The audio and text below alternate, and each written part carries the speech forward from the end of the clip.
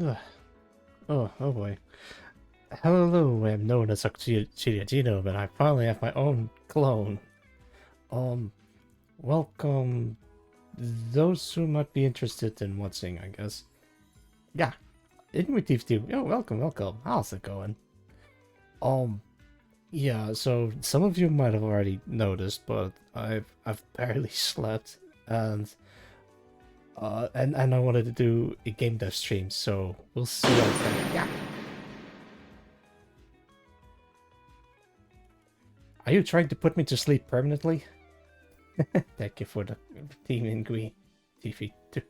Oh goodness, why did I do a stream today? Oh, but nonetheless, I'm gonna do my own stuff. Like I'm not expecting quality content to be made today.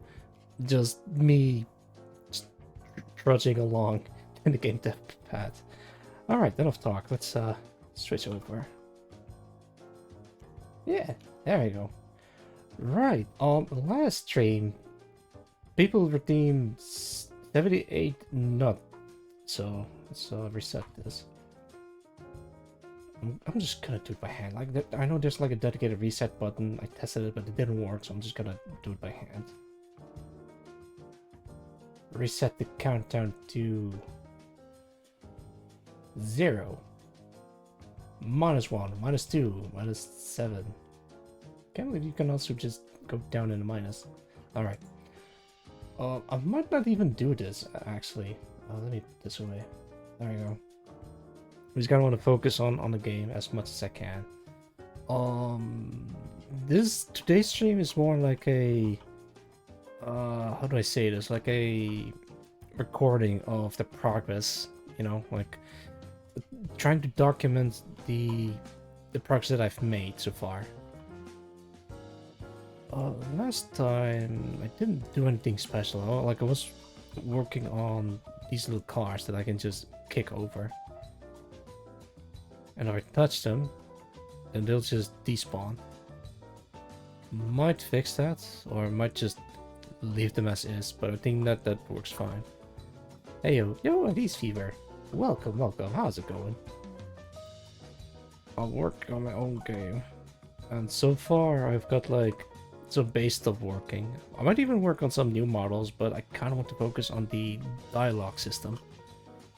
Good. That is good to hear. I could be doing better, but I'm doing as well as I can possibly be. Nothing bad happened except for that I haven't slept that well. Don't you worry. I've got myself some coffee. Hang on, let me take a sippy. Ugh, that stuff.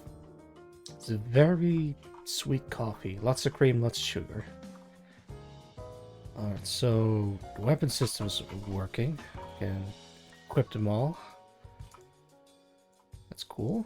Can unequip these two and equip these two.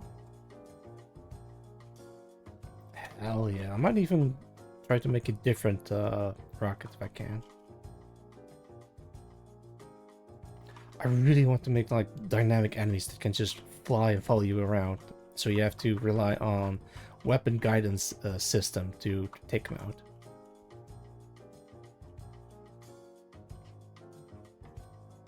Oh, interesting. Like I thought it's gonna check the nearest enemy, but apparently, yeah, no, they don't go back. Okay, wait. Oh, okay. Alright, so that is working. Gun system is working. It's kind of like difficult to aim downwards if I'm equipping the shoulder cannons.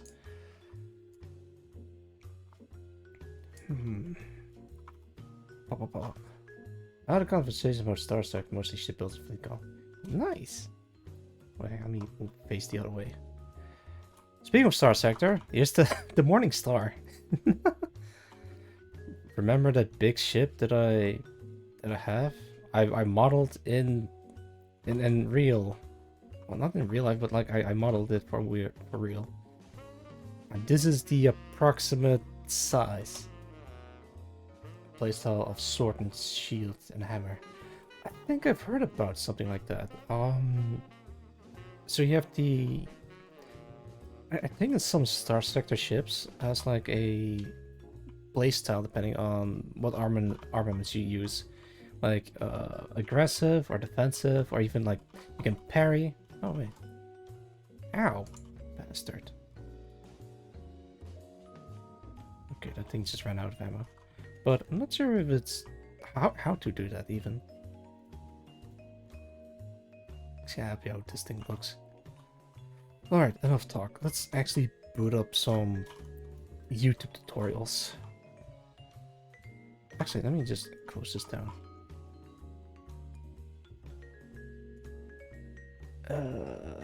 Let's see.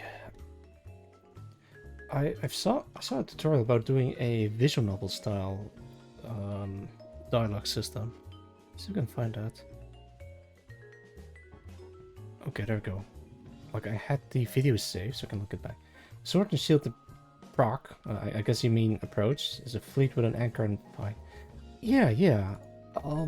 I've heard about the anchor, at least last stream. Fighter, right. And the fighter's, I guess, the sword in this case. It's actually an interesting way to look at combat. Unreal Engine. A visual novel. 1. Well, hammers basically all ships are just made to beat other ships. Absolutely. Is this a... No, Polymaniac. There we go. Woodsy Studio. Well, I have to turn off the music for a bit. Oh boy, hang on. Gonna put this on. There we go. Yeah. So I can resize this so you guys can watch along with what I'm looking at. Actually, wait, let me shrink this down. Maybe enlarge this in here. The more hammer or more powerful the hammer you have, the better, I guess. Absolutely, it's more like simple numbers. The higher the number, the better. Hello everyone, this is Jenny. Oh, that is awful. I need to turn on the... Well, no shit towards Jenny, but I'm just used to seeing subtitles. Jenny Gibbons, and I am one half of Woodsy Studio, and we're a small indie company that makes visual novels. And a little over a year ago, we started using Unreal Engine 4 really to cool. make our visual novels, which may seem like an unusual choice, but we just love the engine, and we love the additional things we can bring to a visual novel using Unreal Engine 4. But it was a bit tricky to set up a visual it looks novel in the amazing. first place within this huge, awesome engine. So, given that when I started, I really couldn't find a lot of resources out there to help me get started with this sort of project. Well, this is the reason why I thought it was want time for me to share tutorial a bit of what videos I've learned at about 2 making times visual novels on speed, Unreal Engine 4 because and how our studio it's has gone easy about for doing me it. to follow along. I should mention that we created this Because some people tend to process talk for visual slowly, novels, or it's because largely due to our own preferences after working on other engines. this looks I'm sure there are great. other ways to do this. I know that Unreal has some built-in tools for branching dialogue. Okay, wait, hang on. I think this is mostly introduction. Oh, right, I remember. Yeah, she's working in, I think it's called Open Office. So you can write down your script. Oh, shit, I probably should have prepared that. Yo, Six Ring, welcome.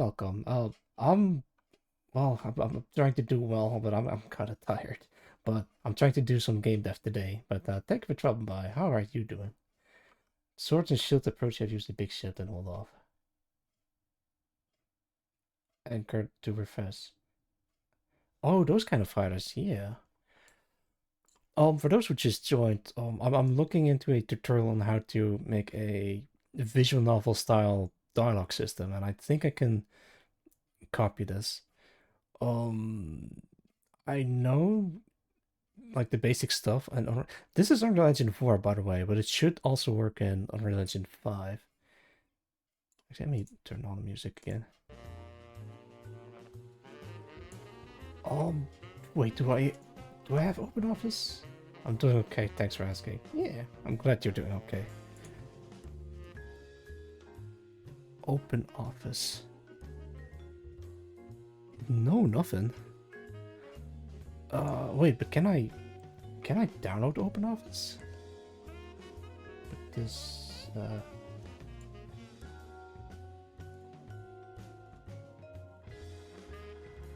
Office. Official download, alright. There we go.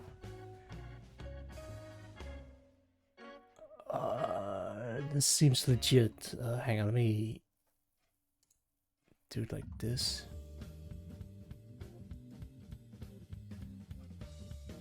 Sword shield you can. Wait, hang on. Yeah, about the hammer approach, I've learned that the hard way. I had like a bunch of ship equipped with nuclear bombs, but that isn't enough to defeat the opposing ships. So I decided to say fuck it and grab some anchor ships. That worked out better. The Lazarus prime example. I don't think I've ever heard about the mission, the Lazarus. Is it like from the base game or from a mod? Let me put this away. That's fine. Actually, let me close this down a bit. Base game. Ah, I see.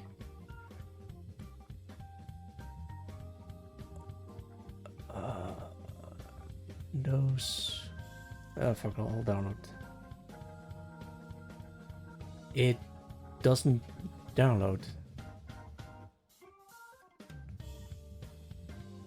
I guess I'll... Okay, there we go.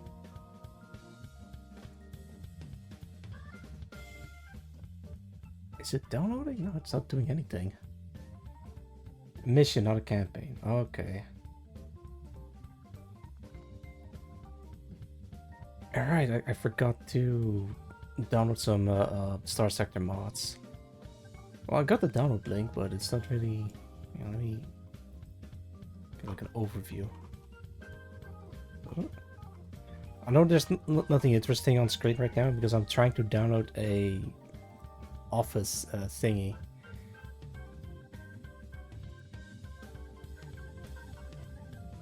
Wait, it's not even downloading. What the hell?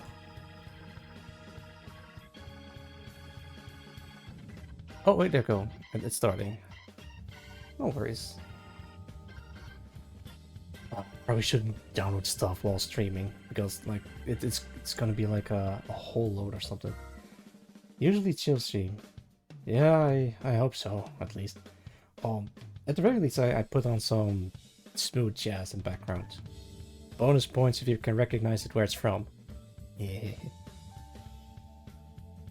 They should be safe to play on stream. Like I know some people like to is it downloaded? Yeah, it's downloaded. Jeez, oh man. Let me double check something. Is this from a safe site? Yeah, the site is safe.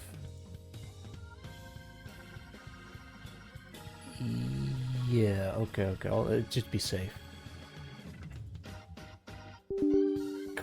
God. Thank you for the yeah, sure.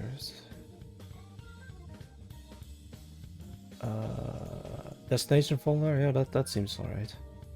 Unpack.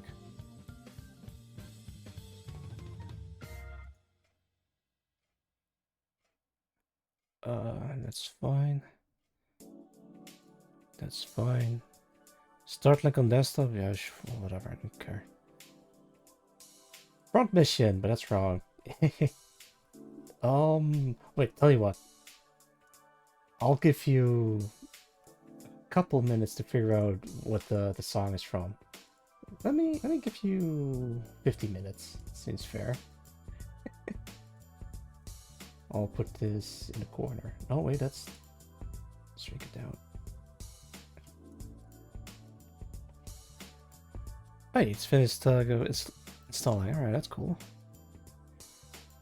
Alright, so how do I open this document? Does not ring any bells right now. That is fine. Oh, I guess that doesn't have any point to have the countdown. All right. So the music is from Gran Turismo. I think it's from various different games, but it's like the yeah, Gran Turismo 3, Gran Turismo 4, a couple of others that I don't recognize, but at least 3 and 4. I'm way off. Yeah, that's all right. That's right. I used to have a game where people guess what band word there is on stream. Uh, sure, sure. Let me try doing that again. Oh, thank you for the hydrate, Ingrid DV2. Give me a sec. Let me take a sippy.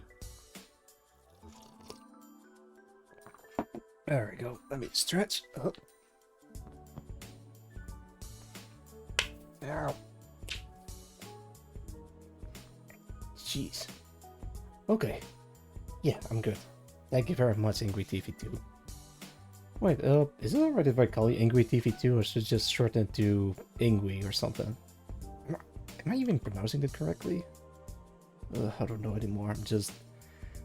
I know I'm tired. I don't feel tired or sleepy. My body doesn't feel tired or sleepy, but I know I need sleep. Like, this is this strange feeling that I have. I think it's like the perfect state of being to stream, I guess. Hang on. Settings, moderation, block terms and phrases. I'm gonna ban a random word. Let's say...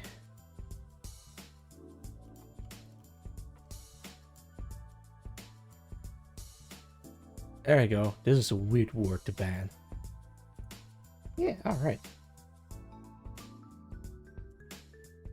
Alright, I'll put the timer on 30 minutes.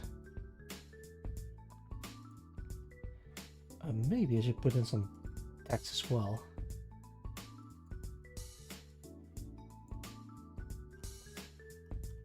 Five letters. That's the Lee, no, letter E? No, wait. Oh. Somewhere. There you go.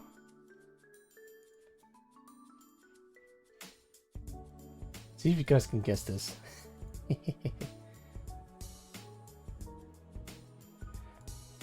Alright.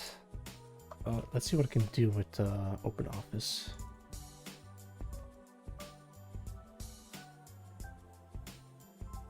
Wait, I still need to set it up. What? Full name and initials? Huh? Oh, wait, but that's just as the... The name will be used in document properties, templates, and when you record changes made to the... Okay, fine. First name Genome, last name Auxilia. Initials G. Or GG, I guess. Oh, wait, is this like the... GA? No, then it would be AG.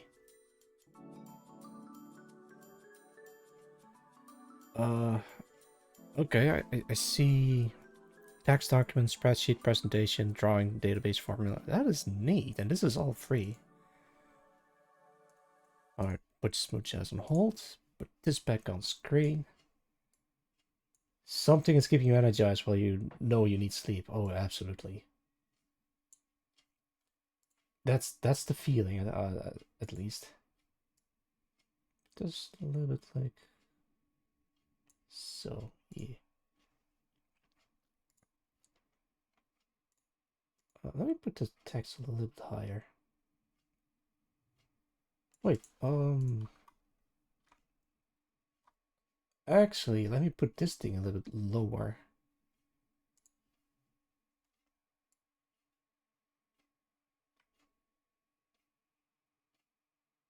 Yeah, there we go. You found out you need to make sure it's not dangerous. That keeps you awake. Yeah, that's... Well, I've slept terribly, so I guess it's fine. You know what? Maybe after the stream, I'll just gonna spend the next day just sleeping. Just trying to get some rest. Okay, this is fine. Actually, I would be in caution mode, I guess. Alright, that's actually what's the tutorial. And type things out in classic style. So we developed a way to create our scenes from that sort of document. And here's an example from actually a game we're working on right now, Echoes of the Fae, The Last Sacrament.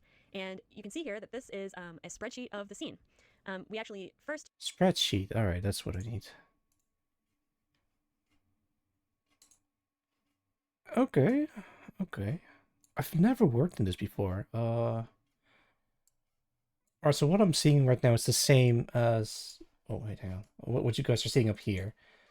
Can I enlarge this a little bit? Ah, it's fine. Oh, wait, I almost forgot. Let me put this on. Yeah, alright, alright. So... And put the song back on. Actually, no, wait, let's put this... Write it in OpenOffice, because that's what we prefer to do. And then we just have some basic commands that'll turn it into a spreadsheet like this. And then a lot of it we have to custom add for each scene, all the expressions, all the sounds, all of that. But you can see that this is the structure that a lot of our scenes end up taking when they actually go into the game. You know, as you can see for this finished game here, we have a lot of kind of complex things that we put in. We have here who's talking, the expression they're making, sound cues that we connect to files in Unreal, what they're saying. This is such a handy way to do it. Not in the scene, but that we use to control choices and branching within the scene. We have a special effect column where we do lots of basic camera work, like when we want to change who the camera's looking at, and or if we want like a camera shake or just like little effects that we want to add during the scene. We put those in the special effect column. We have a character horizontal column that basically represents where the character is going to be on the screen. This is relative to the middle, so -40 would be over to the left, 40 is over to the right, and this is their scale, because sometimes we want to zoom in or zoom out. So as you can see, we have a pretty complex system here. For our tutorial, you know, we're going to do something much simpler, but I just wanted to show you this as a reference, that based on the things I'm going to teach you, you can develop a pretty complex system from that. So first off, I'm just going to make a new spreadsheet here. Yeah. Thank you for the we don't need all these other columns, so I'm going to simplify it a little bit. We're always going to need this row number. Unreal's going to use it as an identifier of which row is which, and I prefer just to keep that a number. So that's always going to be that left row. And here we're going to have our speaker, character who's speaking. And then we'll just, for now, we'll just do the text. And in character position. So I'm just using some basic things that we're going to want to tell Unreal when we have a scene going for this tutorial. Okay, let me stop this right there for a second. The thing is, I don't have any portraits prepared, but what I could do is, let's see, use these portraits and put them on screen. Yeah, so I can actually use Director Kaufburn or Operator Claymore, or maybe even good old-fashioned Colonel Roosevelt as a base. So that at least got covered, so I can use these as a placeholder for now. Actually, let me put these away now. Are you sure you want to? Yes. Remove? Remove. Okay, yeah, there we go. So, following this tutorial, I'm not sure how far I'm gonna get, but I'll try to get some stuff done. So let's say for this little scene here, our speaker is going to be Sally, and she's going to say, "Hello, how are you today? Nice weather, don't you think?" That's really genius. And for our character position, probably not going to get too far into this for this tutorial, but let's just put her kind of a little to the left of the screen. Alright, so we've just started a really basic scene. Let's save this out. A little tutorial folder here. So call it scene 1. Okay, I might have to do this real quick. With that in mind, let's see if I can make a short scene.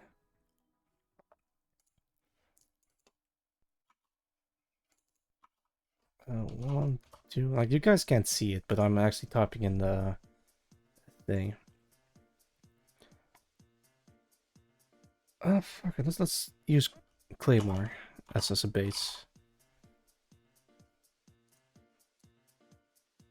It's actually gonna be a bit difficult trying to make a script. Alright, for the purpose of tutorial, I'll just use the same text as she's using. Hello, how are you today?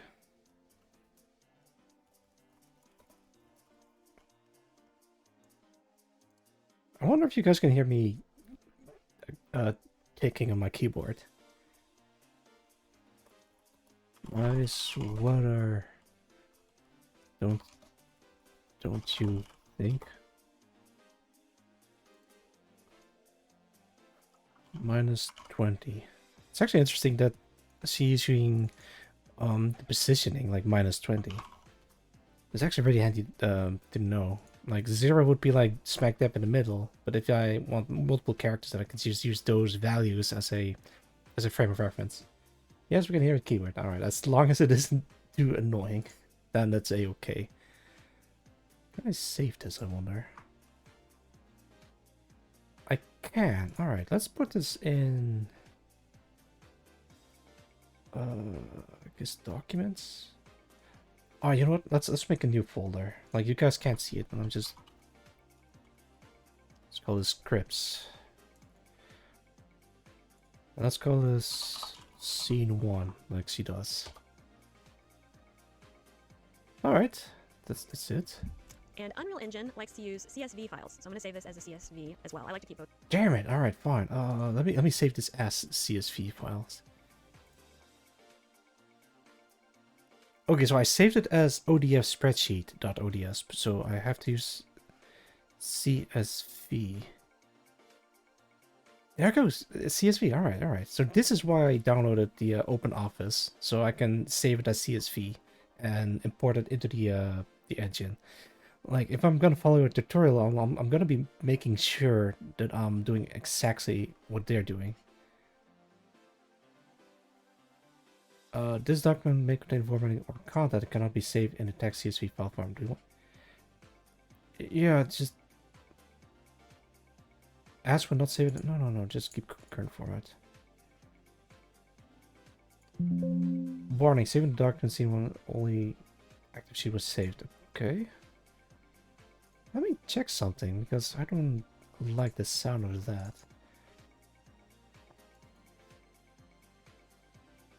Okay, wait, I got like 2 files.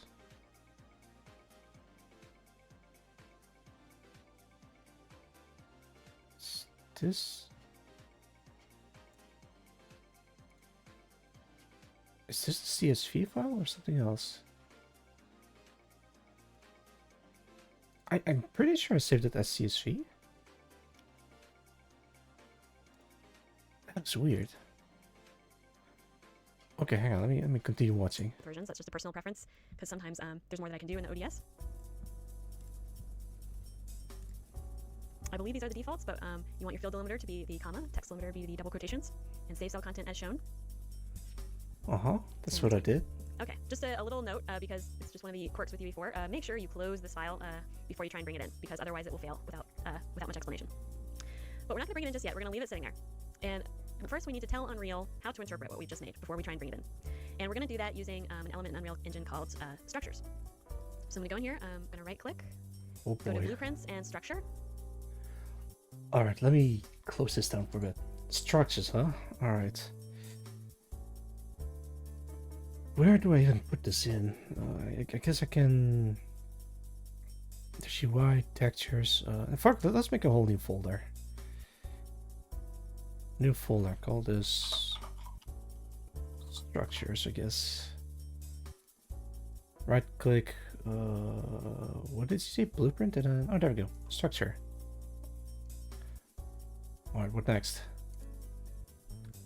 Let's call this VN scene struct. Open that up. So, for reference, let's... Hang on, let me do that as well. VN scene struct. Is that the exact wording that's used? Open that up in struct. VN scene struct. I can't see it. Hang on, let me zoom in. I can't see it. It's like very small.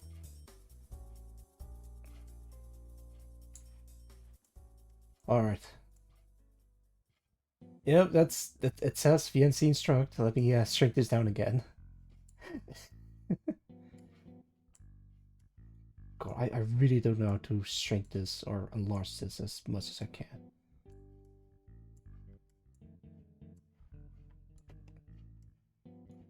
I am so sorry. Like I'm not. This isn't supposed to be like an entertaining stream, but it's more like me goofing around in Unreal Engine. All right, I'll be looking for now. Good luck. No problem. Thank you for lurking. Open that up.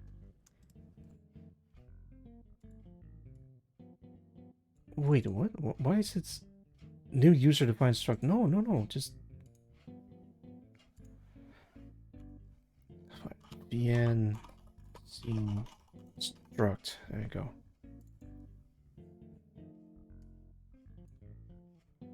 Okay, what next? So, for reference, let's take a look again really quick at what we created here. We're going to have a speaker column, the text column, and the character position column. So we need to put each of those into the struct so it will recognize them. So the speaker column, I'm actually going to make this an enum. So we're also going to right click. Oh god, we have to make enums as well.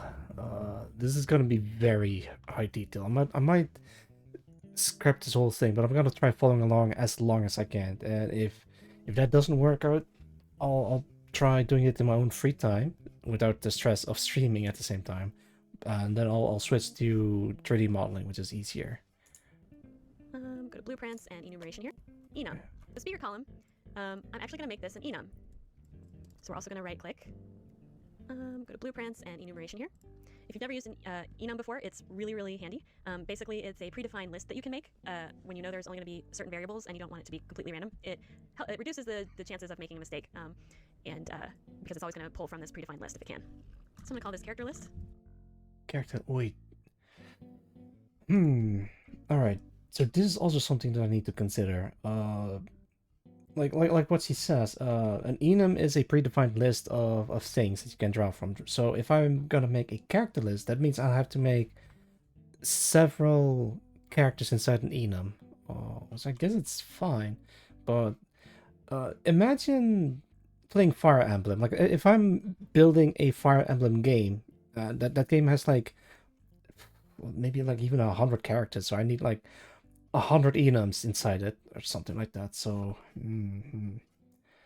however, I don't think I'll be adding 100 characters, but maybe for the purposes of today's stream, I'll just focus on like maybe even 5 or 3 at the most. So I guess it's something that I have to keep in mind. All right, hang on. How do I? Okay, so let me put this away. Oh, this is the thing for the robots. Come on, let's make an enum. Let's put this in here. Is it blueprints? Enumeration. Let's call this E character list, I guess. It says right. And let's just say, let's say description, list of characters, or speaking characters. List of characters? Okay, sure. List of characters. Okay. I'm learning. I'm gonna add a couple variables here. I'm gonna have a narrator, because a narrator. Fuck it. Even if I don't use a narrator in my own game, I'll just leave it in as a base. Maybe I can just do something else with it. Display name. Wait, where is this? Go back. Okay, so this is the structure. So I'm gonna call this character list. Okay, and there's the enum. And let's just say, let's say description, list of characters, or speaking characters. I'm gonna add. Oh, she adds another one. Okay, that's what she did. All right. Okay, because this is Unreal Engine 5, the layout is different. Actually, the timer is set away. I don't think anyone is like doing this. So I can just move this maybe up here. No one will know.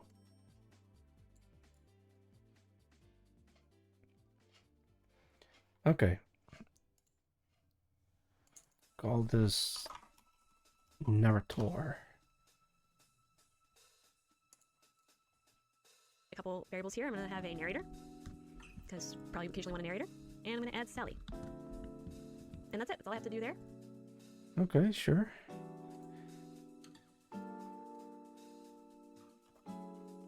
Claymore.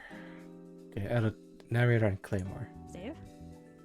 So over here, Okay, go back to destruct.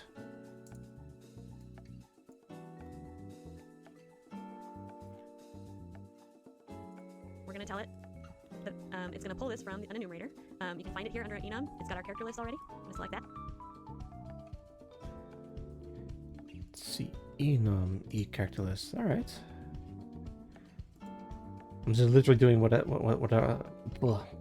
literally doing what she's doing. I'm going to name this speaker. Speaker. Speaker magician. And you can see that you can give it a default value here, which is really handy. So our Wait, what? Oh, wait, hang on.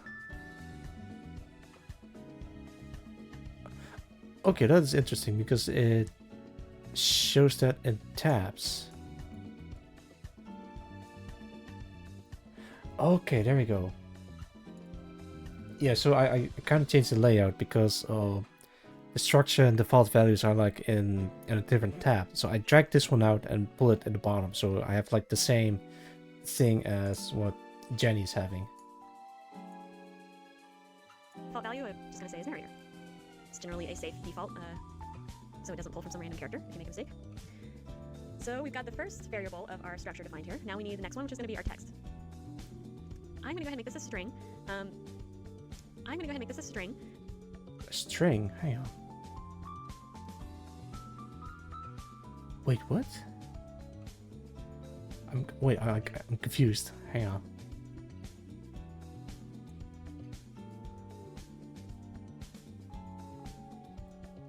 Oh wait, this thing is like cut off. Sorry about that.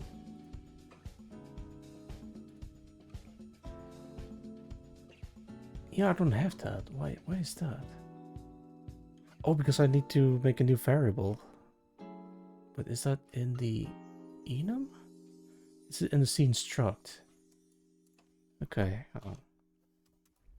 Structure defined here. Now we need the next one, which is going to be our text. I'm going to go ahead. Okay, so you should literally click new variable. Oh, alright. This way. Okay. Make this a string. There are times you could make it into text, and there are some reasons you might prefer doing that. I like to use a string just because of all the flexibility it allows. So our string variable here is going to be our text.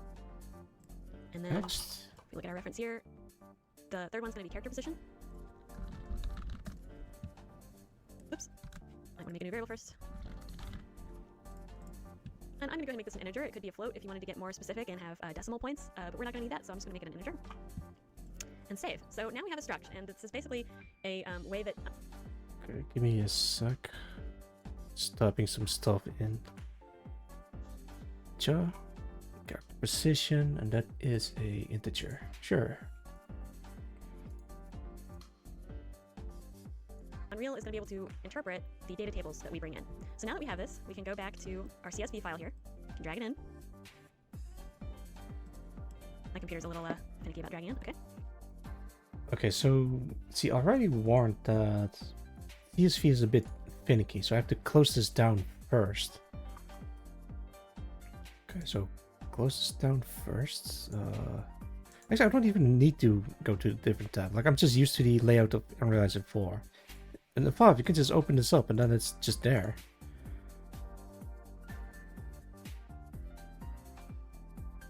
Oh shit, which one is the... I think this one. Failed to import. Wait, that's ODS. No, wait, then that should be this one, right? Oh yeah, it does work. Okay, hang on. Okay, let's see what you say, Jenny. So already, because it's a CSV, Unreal Engine is like, oh, okay, you're trying to import a data table, but what kind is it? So we're going to select the VN scene struct here that we just defined. Scene struct. Wait, I don't see that anywhere. Oh wait, VN scene struct. Okay, okay. And okay. Okay. No wait, it's on my screen it says apply, so I guess. Oh, wait, let me double check something. But what kind is it? So we're going to select the VN scene struct here that we just defined. And okay. So Data tables. Oh, cool.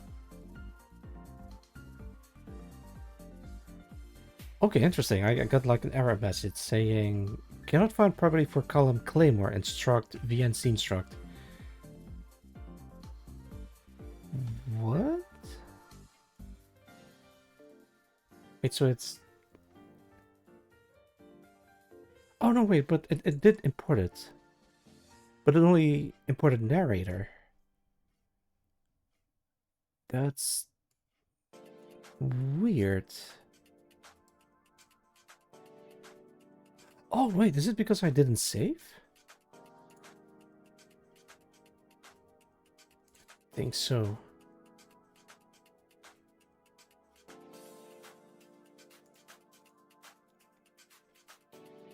Oh wait, hang on. I think I need to change like some.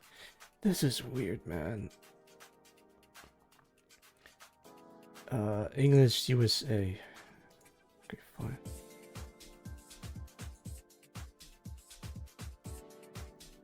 Wait, what? Oh no. It completely ruined the file type. Okay, wait, hang on. Let me fix this. Alright, so you guys can't see it, but in the CSV file, things got muddled up, so no wonder it can't recognize the values. That is weird. Like, how did that happen? Okay, wait. I think I remember something. Let me go back. Go all the way back. Because I think she warned us about this. without much explanation.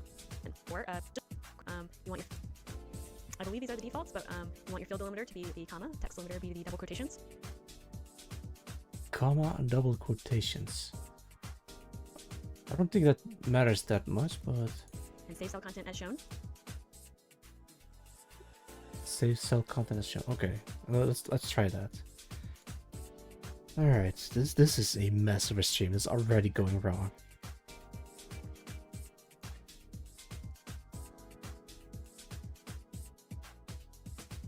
How do I even fix this? Like, it's all over the place. Yeah, so... the words and the values inside the data table has been completely messed up. How? I don't know.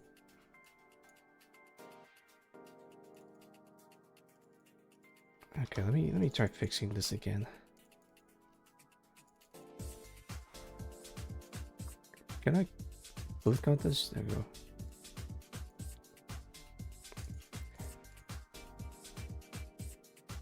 So I'm just trying to redoing everything again.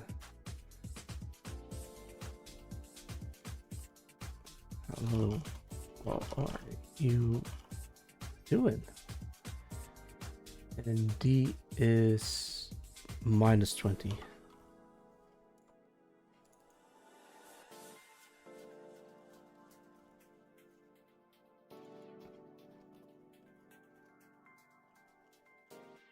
Nice weather, don't you think? That is so annoying. I think I did something wrong while saving this. Claimer, nice weather, don't you think? Fine, perfect, safe. Save as CSV, perfect. Replace, yes.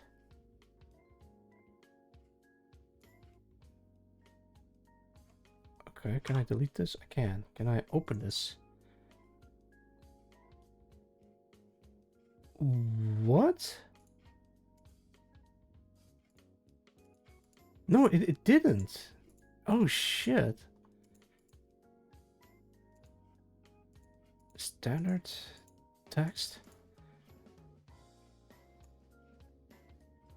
Okay, that's so weird. All right, so I'm trying to reopen the file again, but then it the fields are different again. Like it does the same thing. That is so annoying. Yeah, I might have to cancel the what's called like the dialogue system because I can't seem to figure out how to do the text file. Like it keeps separating them. Merge delimiters maybe? Semicolon. Wait, there it is. I think. Space. Fixed width separated by other. I really need to look into this because if it's comma space.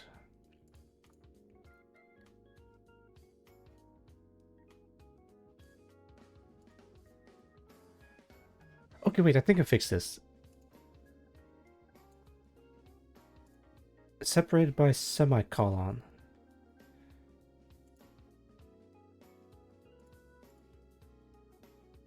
Okay.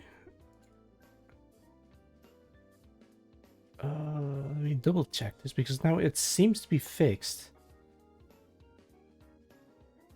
Yeah, okay. Let's open this up again. And close this down. Put this up again. Okay, it fixed. Okay, thank goodness, jeez.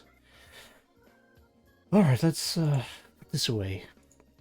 Alright, so if you open up a CSV file, you'll get a text window asking how you want to open it up.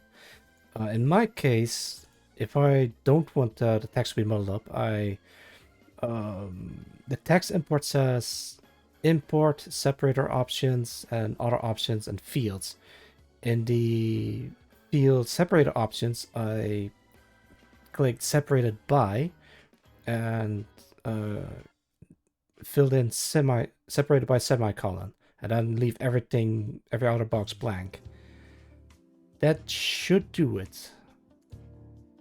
I think. I'm not sure if I'm making sense. Wait, maybe I can make a screenshot on what my settings looks like. So this is for future references for those who are also following along in tutorial and running into a very specific problems on how to fix this.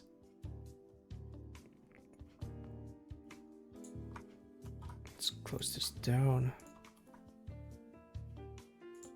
Fuck it, I'll just save as PNG. Give me a sec. I'm almost done. Script text thingy, sure. Okay, boom. There it is. So take a look in the middle, like separated by, and I had semicolon. So it has to look like this. Standard 1 Claymore, hello, how are you doing? And then -20. So that is what I'm trying to achieve. But if I don't set the settings in a good way, then it just like becomes all muddled up. Oh man, that is so weird.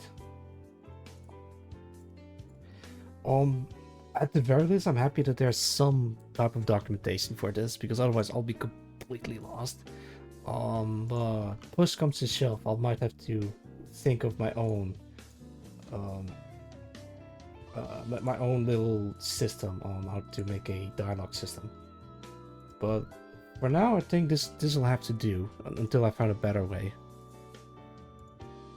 Until I'm dead or I find someone better.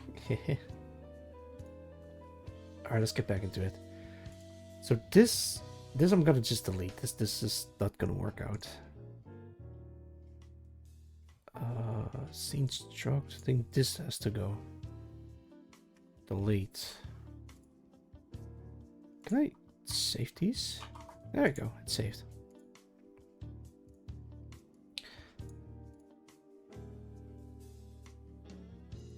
Oh, come on. Now it doesn't work. That should... Oh, no, wait. I had the file open. Haha, oops. Unless it... Okay, now it works. Now it works. Data table, via scene struct. Apply. Speaker not found in inputs. Oh, yeah, right. You guys can't see the window that I'm looking at. Oh, God. No, there's nothing. Oh, wait. I see the problem now. Okay, wait, hang on. Let's delete this again. Well, let's open up the file again. Because I need to name the rows.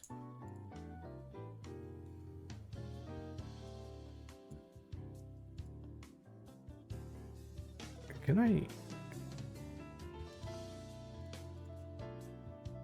can't seem to name this. Oh, wait, I see how it is.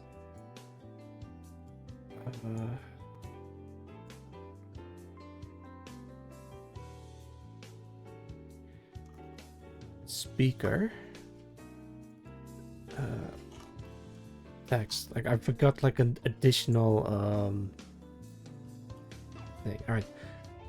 Draw your attention to this again. Alright, so the issue that I was just having is, if you look closely, there are 3 rows. On the row A, it doesn't say anything, but on the row B, it says speaker, Sally Sally. And on the row C, it says text, hello, how are you doing? Nice weather, don't you think? So the first row is is something that I didn't fill in. So that's the issue that I'm having, and that's why it doesn't recognize the thing. Oh my goodness, it's a whole headache. Like, this is why I'm streaming it, so I can at least keep track of issues that I might encounter while doing this.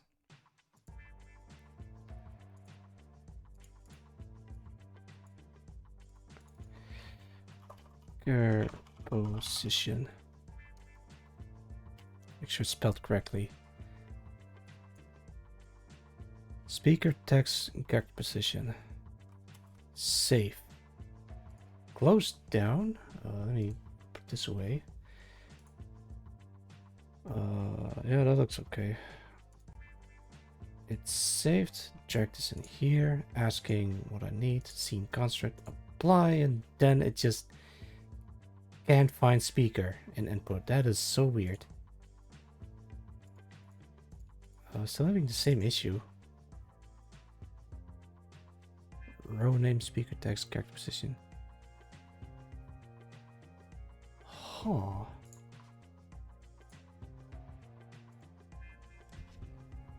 And that's fine.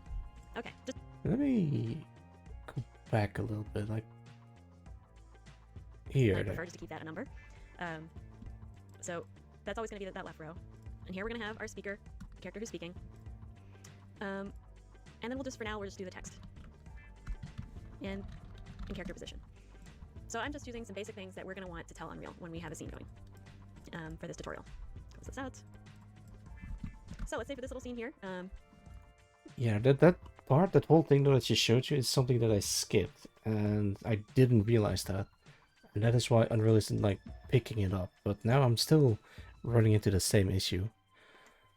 It says row name, speaker, text, and character position, but it shouldn't be there. Hang on, let me check the... Yeah, no. Speaker, text, and character position. That's exactly what she told me to do. Default values is speaker, text, character. Yeah, no, that's... should be... Unless I misspelled this somehow. Let me double check something. Okay, I'm sorry about that, but I had to make sure. Okay, so this is like spelled correctly. Like on my screen, this looks like very tiny. I think it looks very tiny on your screens as well. Alright, it's been an hour, but I haven't really made a lot of progress, but... Our speaker is going to be Sally. Yeah, I already did that. The whole thing. Okay, wait, hang on. Got a little tutorial folder here. So call this scene 1.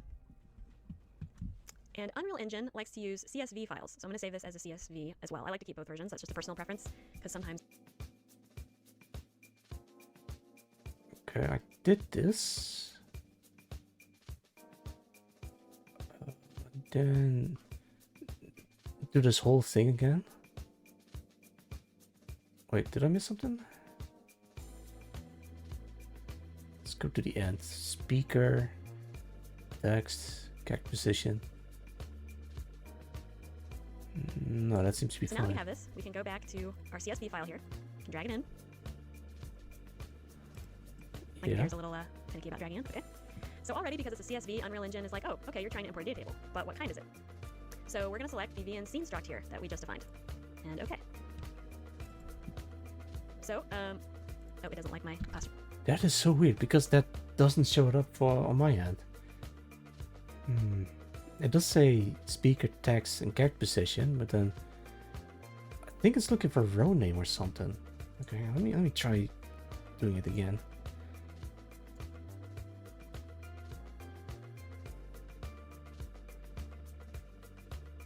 Data table, row struct, stripping clients, da da da.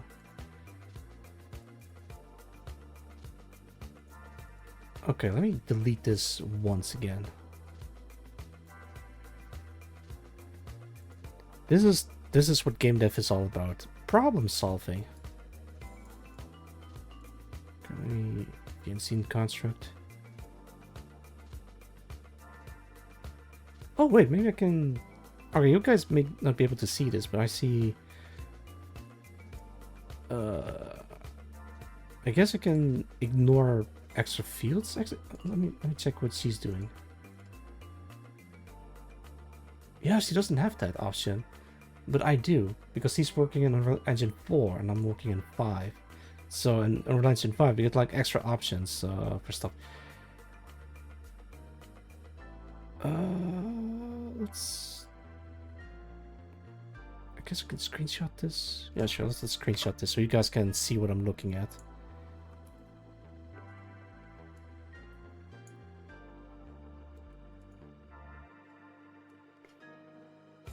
This is also important for people that are watching the VOD from the distant future of 2025 or 2030 or whatever, if we still use Unreal Engine. Script thingy 1.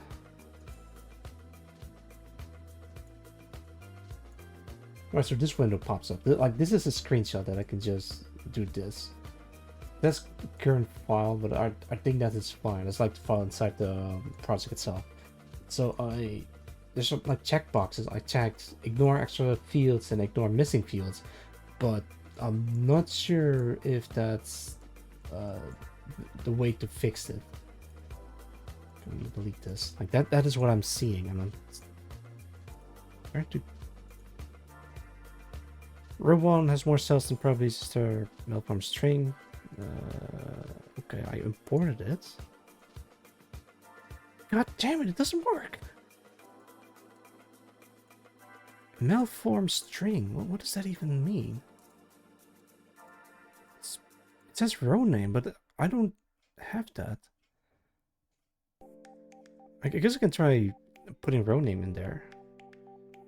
Alright, fine, let's try that. If this really doesn't work, I'll just drop the whole thing altogether.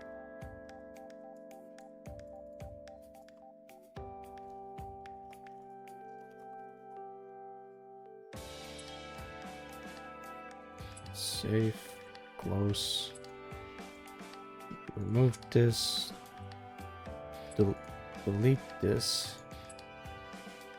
Ah, this sucks. Like, this is what happens if you try a unusual approach to do things.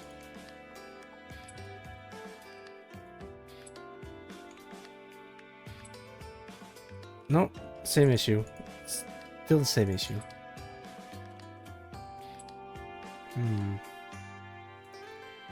says something about malformed string, which I'm not sure what that means. It's a character list, struct.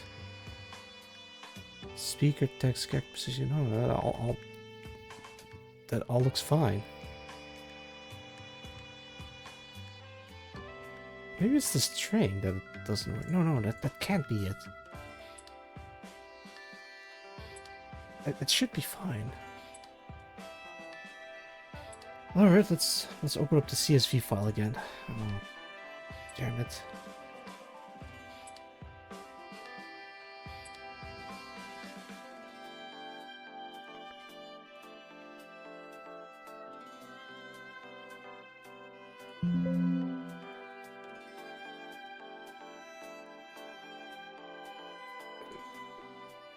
Huh.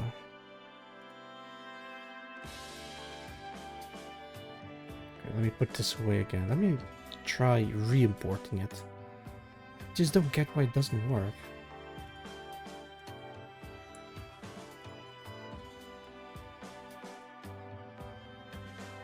Import key field. I don't know what that is.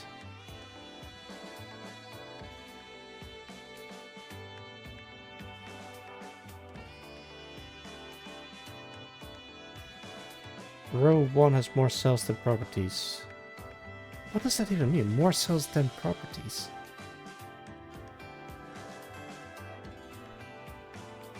Okay, I think I know what it is. Let me this back up.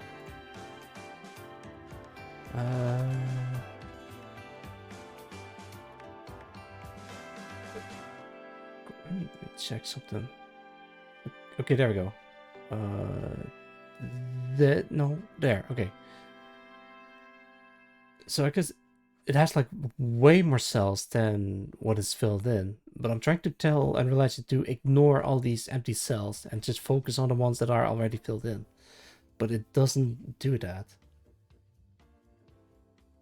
Oh, this is so frustrating. But it's all part of game dev. Like you try to do something, but it doesn't work. So you have to work your way around it or try a different approach.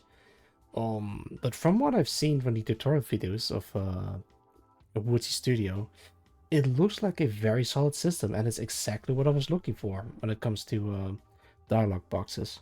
Oh, let me take a sip. Ooh. Alright, I got this. I'm like Tony Stark working in his garage, trying to figure out how to make the Iron Man suit. At least I like to think so. What we created here, we're gonna have a speak.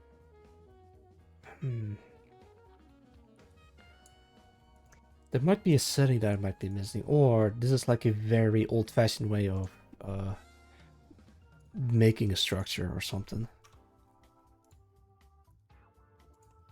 That is so weird.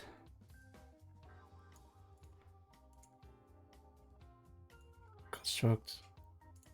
Ignore extra fields. There we go.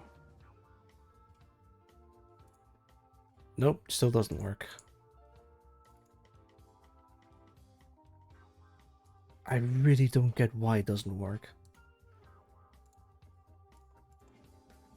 I guess I could Google the problem, because if CSV is a file type that can be worked. Missing fields, sure. A malformed string. I've never seen it before. I might have messed something up. Okay, let me delete this again. Like, I'm trying to troubleshoot this if possible.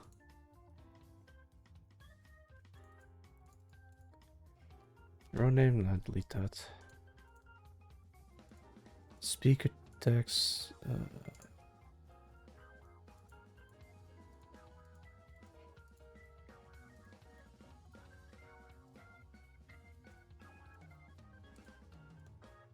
that should be it. I really don't know why it's not working. Edit view format. Spelling? No, I'm just clicking some buttons in the CSV file.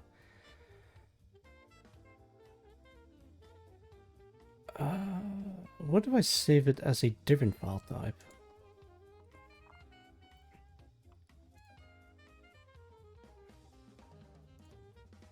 Like, I can save it as a ODF spreadsheet, but it doesn't really work that great.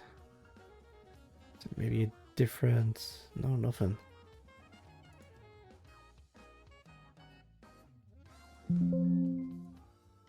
Okay, I saved it. Closed it down. Re-import this. Apply to all. No, it really doesn't work. It really doesn't want to work at all.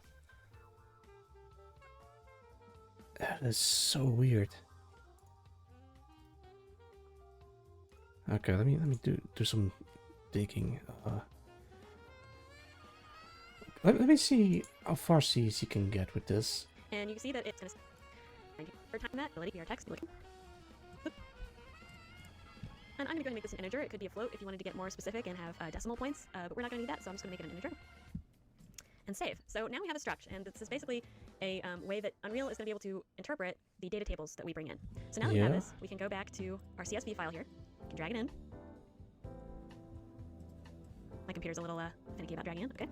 So already, because it's a CSV, Unreal Engine is like, oh, okay, you're trying to import a data table, but what kind is it? So we're going to select the VN scene struct here that we just defined. And okay. So, yeah, so this is what I'm trying to get, but it doesn't show this at all. That's the weirdest thing. I did everything right. I followed every step of the way, but it still doesn't work. Why? I have no idea. That's game dev. Oh, it doesn't like my apostrophes. So looky there, you have your scene data table now imported into Unreal. It's got a speaker, it's got text, it's got the character position, and it's got just the default row numbers over here, 1 and 2. Oh, All right, how do I fix this? How do I? Okay, what if I don't need OpenOffice and maybe I don't need a CSV file, but a different file type that it might work better? What else can I use? Let me Google this. Unreal Engine import spreadsheet.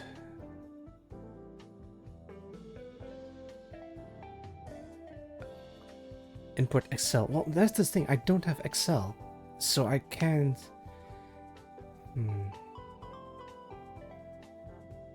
Okay, but I do see a tutorial video about how to import a CSV file.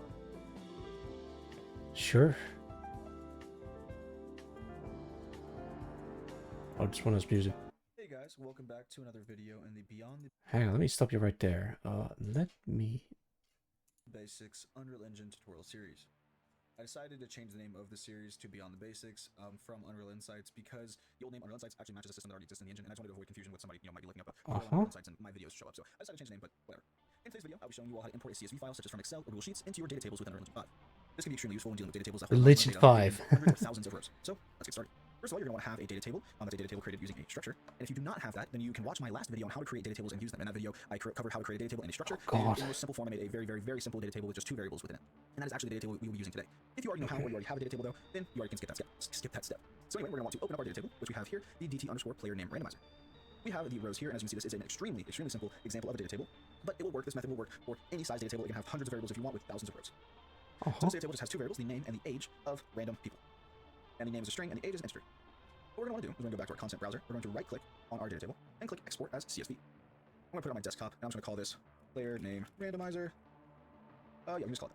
Click Save, and then we are going to want to go to our CSV editor, whether that be Excel or Google Sheets. Today, wait, hang on. It makes a data table and then it exports it as CSV so it can. Oh, jeez. How do I even wrap my head around this? All right, continue. I'll be using Google Sheets. All right, once we are in Google Sheets, you're going to go ahead and click on the blank option here to start a new spreadsheet. Uh-huh. I am then going to go to File, Import, go to Upload, Browse, Show All Files, Desktop, and I'm going to find my CSV, which as you can see if I type in P, it shows up player name randomizer. Go ahead and click on Open and let it upload. Keep all of this as default, and then click Import Data. Now your spreadsheet will match that of your data table. So you can see we have the rows here, the name and the age, just like we have in our data table. Okay. So now what we can do is we can actually rename this. I'm going to rename this to player name randomizer. And we can go and add some rows. So let's go ahead and add row underscore n, which of course you don't have to follow the same convention for your rows. That's just how I like to do it. And let's add a new name and say it's Billy Bob. He's 27. Do a row underscore 11. And do, I don't know, Jessica. She is 19. Let's do row underscore 12. And let's add Bobby. He is 457 years old. Cool. So we have added these 3 rows here. We've added Billy Bob, Jessica, Bobby, and with the ages 27, 19, and 457. So as you can see, they are in our CSV in Google Sheets. They are not in our CSV in Unreal Engine. So what we're going to do is we're going to go to File, Download, and choose comma separated values. As you can see, it gets saved straight to our downloads folder. Hang on. What? Download what? Let me slow it down for a little bit. Choose comma separated values. As you can see, it gets saved straight to our downloads folder. So now, what we're going to do is we're going to go to File, Download, and choose comma separated values. As you can see, it gets saved straight to our downloads folder. So now I'm going to go back in the engine. I'm going to go to the content browser. I'm going to right click on our data table and click re-import with new file. I'm then going to choose the most recent download. As you can see, I did some tests beforehand, and I'm going to click open. And you should see this success right here on the right. And once it is successful, you will see that we have our 3 new entries. We have Billy. Let me try this. Yo, Sang welcome. How's it going? I'm doing some game dev stuff. Yo, oh no, Sarko. Yeah, I might need some help with stuff. Not necessarily with Excel, but I'm using OpenOffice because that one is free. What do you mean, Ga?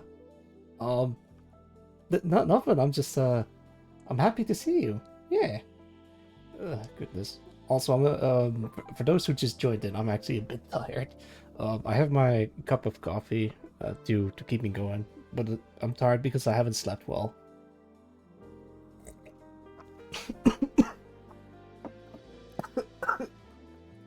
Give me a sec. Hang on, let me mute myself for a bit.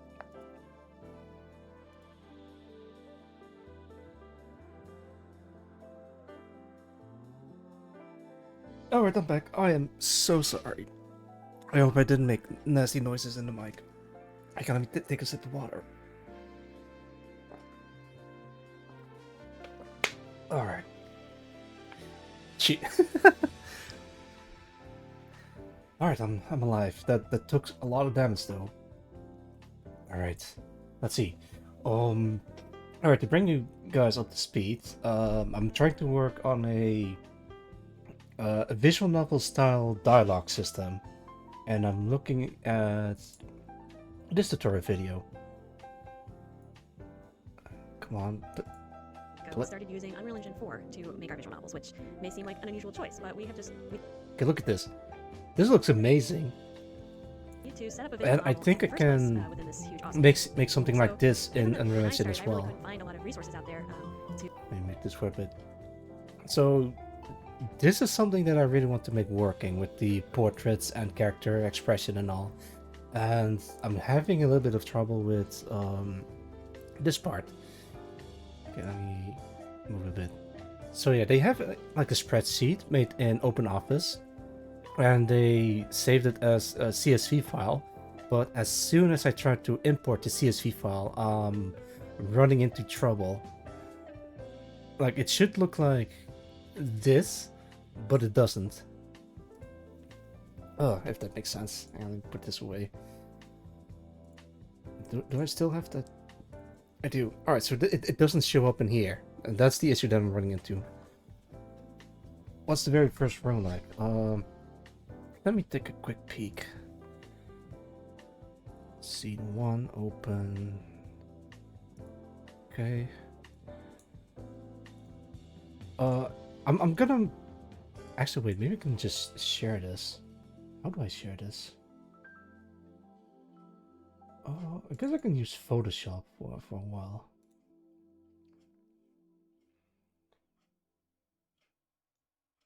Open Office. I think this one?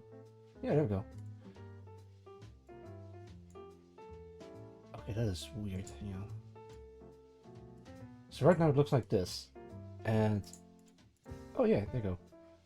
Speaker, text, character position. This is all what I have selected. Both in your document and in the tutorial. Alright, let me put that one up. Oh, wait, hang on. This away. Let me just do this. There you go. This way. Add something like N in A1. Maybe try importing it. Alright. A1. N. The N for no Sharko. Okay, save. Double check. Yeah, that looks okay. Okay, put this away. Let's go in here. Can I re-import this? Re-import with new file, sure. All right. Let me show the error message that I have.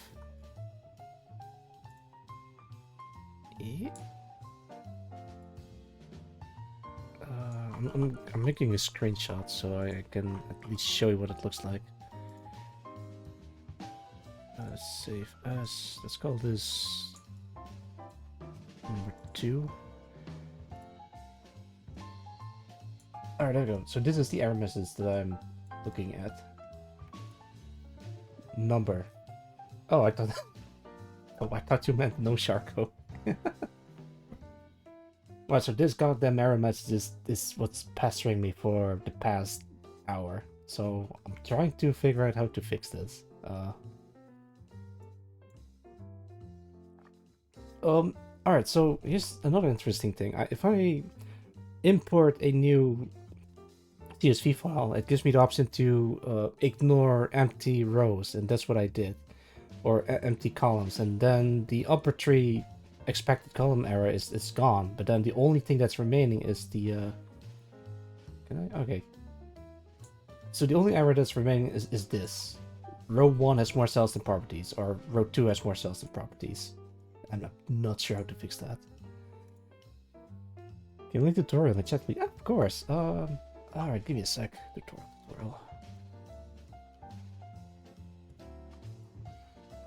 There you go. It's in the link. Bot watchers, you can copy paste this in your video, I guess. Then again, it might be because I'm using like a modern version of Unreal Engine, and the tutorial uses like Unreal Engine 4. But on the other hand, it shouldn't matter that much because Unreal Engine 5 uses a lot of similar stuff that Unreal Engine 4 uses. So you can even convert Unreal Engine 4 projects into Unreal Engine 5 to update them at least. But I'm not sure how well that works. Okay. I'm gonna try some stuff. Yeah, no, it's gone. It just doesn't show up. Can you open the CSV in Notepad and save it? Yeah, of course. Let me try that. Open Notepad. Oh, interesting. It uses a semicolon to separate them. Save as text.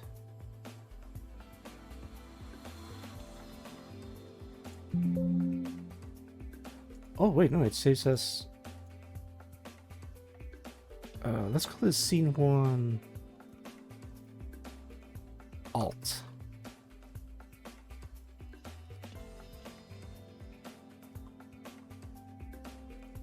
Okay. I know I have to do that for some CSV files, sometimes when importing them in another program. Alright. Well, if I can... Okay, wait, before I even say anything, let me... Okay, let me delete this for good measure, because, well, there's nothing in there anyway. Let's drag and drop scene 1 alt. failed to import C. Unknown extension text. That doesn't work. Alright, so it can't open in a text file. Maybe I need to download like a notepad or something. Hang on. It has to be empty, it seems. Yeah, that's true, but it could be like a setting that she uses that I'm missing. But I'm gonna try some stuff on my end. Put this up. That's empty.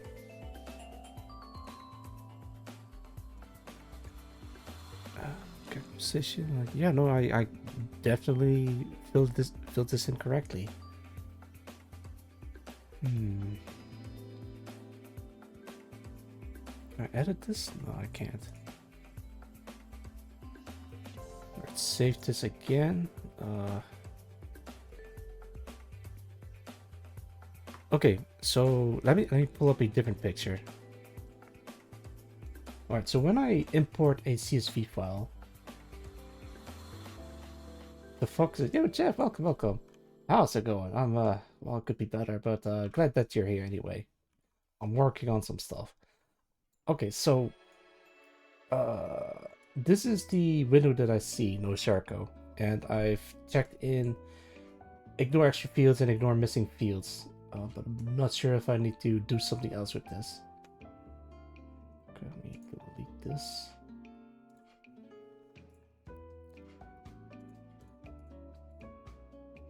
Scene struct. Data table? Yeah, data table. Apply. And it still doesn't work because like row 1 and row 2 has like extra stuff in them. That is so weird.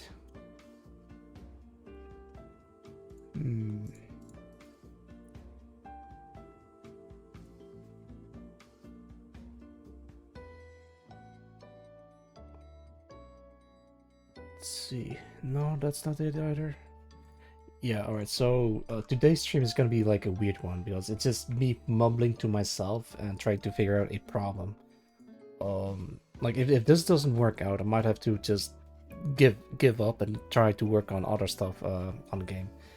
But I really want the 0D checking the tutorial and importing CSV in EU5. Oh, thank you for checking it. But yeah, so today's stream is gonna be a weird one. Actually, this entire week is gonna be a weird one. Why is that showing up there? Fuck off. Well, I have nothing to hide, but still, I'd like to be careful with showing like paths to files and such. No, that's fine. Definitely have A1 empty. Yeah, that is true. Wait, here it is. Ignore extra fields. Ignore missing fields. Import key field. Nah, let's not do that. I'm gonna take another sip. Hopefully I don't choke my coffee again.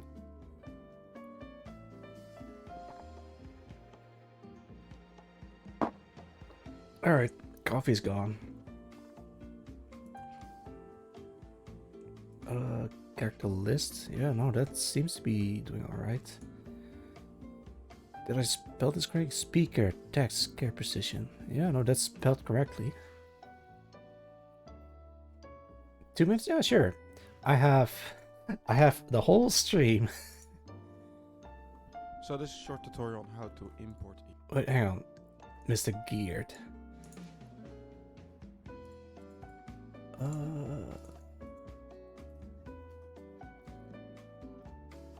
Import CSV in Relation 5. Yeah, sure. So this is a short tutorial on how to import the CSV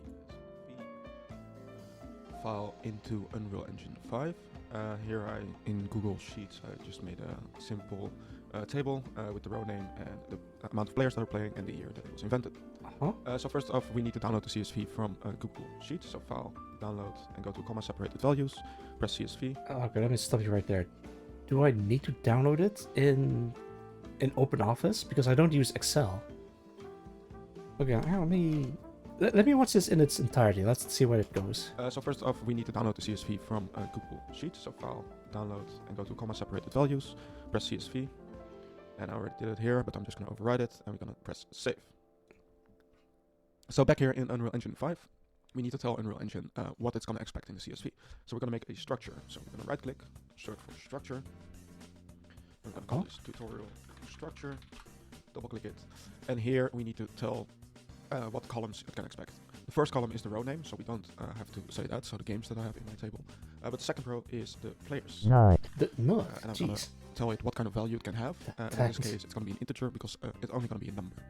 And then we're going to add a value, and we're going to call this year. And just for the sake of it, we're going to make this a string, but you can of course also make this an integer. So we're going to press string in this case. Going to save this one, close it, right-click, and now we're going to add a data table. So here we have the data table. We need to pick. Okay, wait. So it already adds a data table instead. Okay. The structure that we just created. So in this case, tutorial structure. We press OK. I'm gonna call this tutorial data table. Double click it, and now if we press re-import, select the CSV that we just downloaded from Google Sheets. We see here the different values. I'm gonna open it. You will see that you now have the data that was in the Google. What in the world? That's so easy. Hang on, let me. It's Hang on. Now, if we press re-import, select the CSV that we just downloaded from Google Sheets. We see here the different values. I'm going to open it. You will see that you now have the data that was in the Google Sheets with Unreal Engine. And that's how you import the CSV into Unreal Engine 5. Well, that doesn't... Alright. Okay. Calm down, Gino. You got this. Alright, that was 2 minutes. Well, actually, less than 2 minutes because I sped the tutorial up a little bit. But let's see if I can actually do that. Actually, let me put the video up again because I'm already kind of lost. Data table. Wait, I think in string, but you can of course also make this an integer. So we're going to press string in this case. Going to save this one. Close. String, yeah, that's what I'm using. Right click, and now we're going to add a data table. So here we have the data table. We need to pick the structure that we just created. So in this case, tutorial structure. Press OK. I'm going to call this tutorial data table. Double click it, and now if we press re-import. Wait, okay, I think if I go all the way back, because this seems stuff that I already know and already did right, but I think the only thing that I didn't do right is this part where I need to download the CSV from Google Sheets, so file. Okay, let me check what I can do from the OpenOffice version.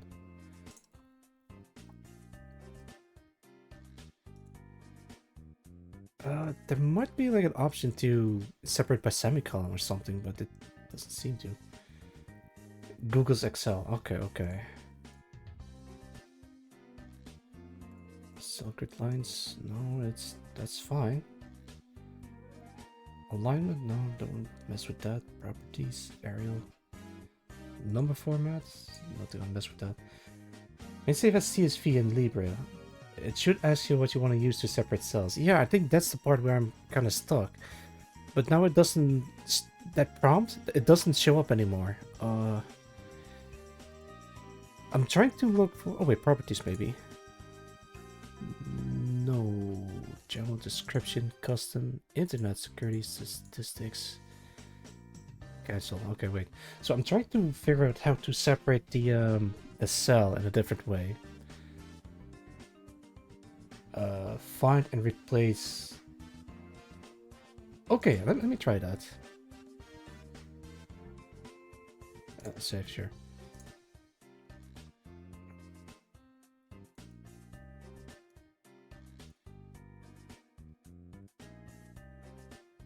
Actually, I don't even need to do that. Oh wait, maybe I can. Find replace with.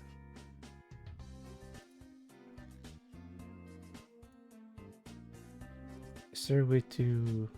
No, I can't.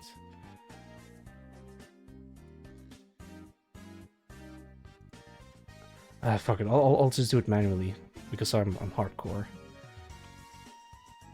Separate dots, separate dots, separate dots.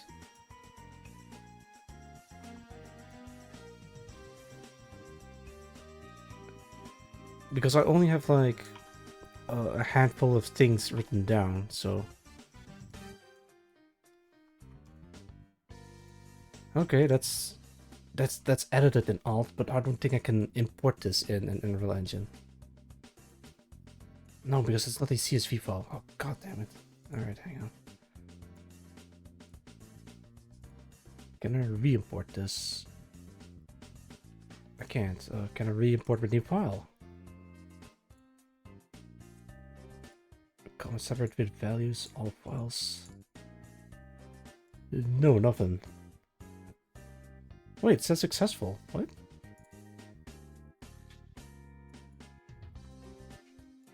Oh yeah, that's the look of a successful. God damn it. Alright. It doesn't work in Notepad because I'm probably using something else than Notepad. Okay, wait, hang on.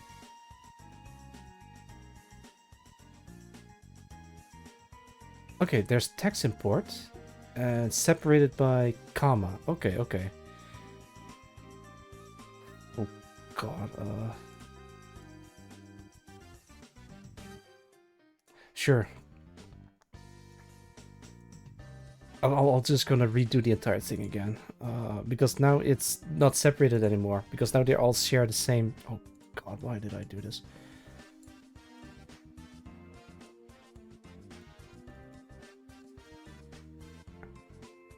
Can I put this... Oh, I can. Okay, this might be easier than I thought. Alright, you guys can't see... Hang on, let me put this back up again, because at least you guys have like some sort of visual. Oh, can I enlarge this a little bit? Sure. Oh, so it looks like this. It sucks. Speaker. Then text, and then character position. You fool! Yeah, no, I'm sorry. Hang on, me. I'm sorry. Let's cut this out. Let's call this 1. I call this Claymore. Paste this in here, and then just... Oh, God. Okay, this is a speaker, so I need to shrink this down. I need to enlarge this again.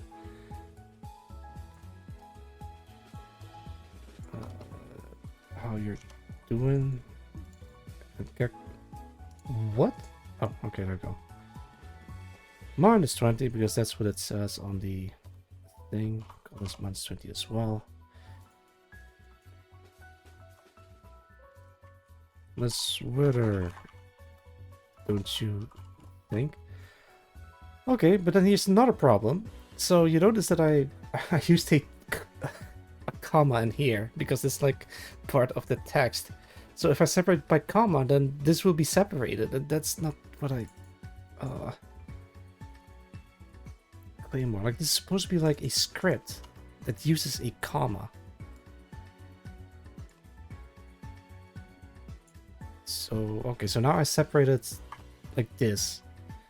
It saves. Let me check. Save as. I think those usually go in between quotations. I guess I could try that. Come on. Like this, you mean? So it's oh wait, you mean like the entire text in quotations? I mean, that would make more sense now I think about it.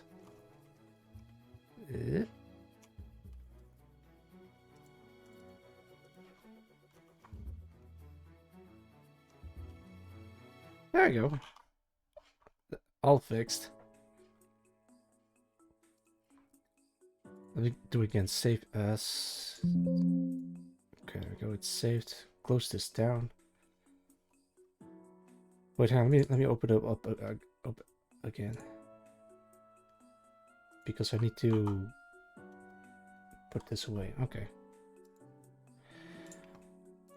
Alright, then re-import. Oh, it works. Okay, hang on, let me double check something. Look at this. Hello? How are you doing? Nice weather, don't you think?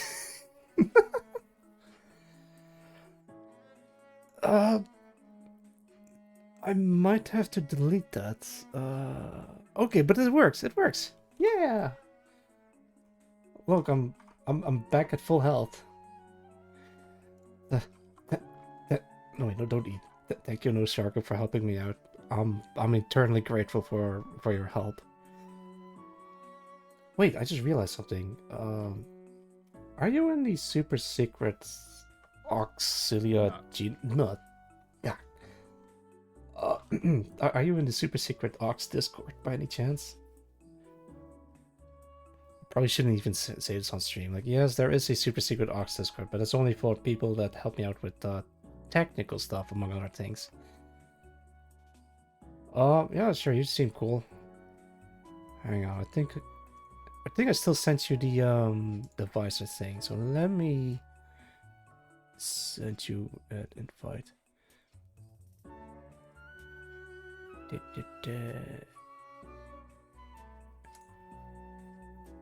There you go. Wait, but I need to give you roles and such.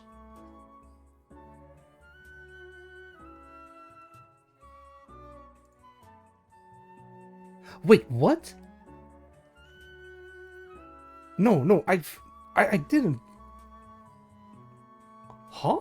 How? Can I unblock you?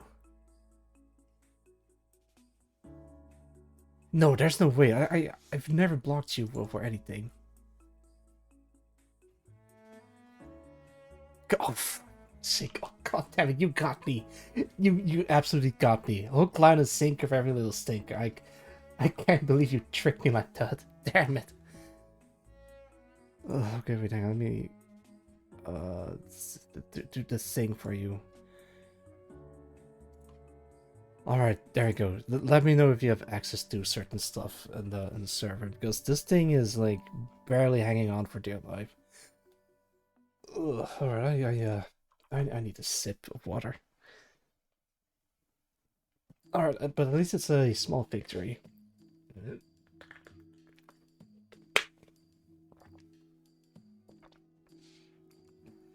Alright, let's get going. Alright, so I have... Oh, there we go. Yeah, so I have this thing set up. Let's see if I can fix the weird question marks. If possible, at least. Yeah, Kitty Fox is raiding with an army of 6. Raid! Yo, sir, welcome. Hello, I am known as Oxidate and welcome to my humble home. I play horror games, fun games, and do art streams in between. And right now I'm working on my own video game. Let me give you a shout out, Kitty Fox. Thank you. Been a while since I've seen you. I hope you're doing well. You were playing Farming Simulator 22 over at twitch.tv/Kitty Fox. Alright, but as usual, whenever someone raids me, I have to launch a counter-attack. Let me use this one. Not.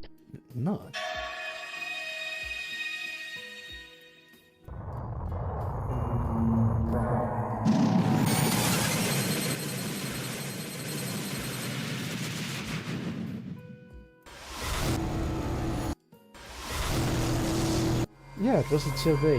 Nice good. Oh shit!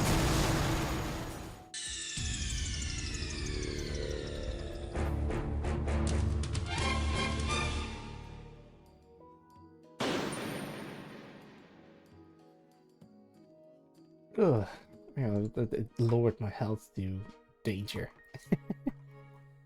But yeah, thank you for the raid, Kitty Fox. Let's see. Did I miss anyone? Nurse work, Jeff Wood, welcome back. And then there's you, and then there's 3 elements. Okay, okay. Oh, no, not Shadow Moses. That's fine. For those who just joined in, let me show you what I have so far. Alright, so this is a mech game. Let me give you a game over. No, that's fine. Yeah. You shut up. I was in the middle of a demonstration, like I'm trying to show off my game that I've been working. I need to run through since I need to feed myself. That is not a problem. Absolutely. Take care of yourself, Kitty Fox, and yeah, thank you. Go have some nice food. Thank you once again for the raid. Pop, pop, pop. Okay, hang on, let me actually show some combat while I'm at it. Yeah, this is a shotgun that shoots in a very particular pattern. Great for overwhelming and destroying. Oh yeah, if you run out of ammo, it just automatically drops it. But you can also put this on your shoulder and put this on your arms. You can also just drop them all and just re-equip them in whatever order you want. What even is this? Oh, that's just a normal missile launcher. Oh god, I have 1 sec delay in Fallout. It just works. It just works. Ugh. I'm working on some dialogue system, but I also added like some cars that you can just kick over with 3D models made by yours truly. Me? Oh yeah, I'm trying to get like a close look at the vehicles. Like, I modeled them myself and I textured them using photographs of found online, but I might have to change the textures so that they won't be using copyrighted textures, which is something that I need to be careful of. Kicking cars is a 10-10 mechanic, by the way. Yeah, absolutely. It's just I also made sure that you don't lose momentum if you run into them. You lose 0 momentum because the sheer size and weight of your mech.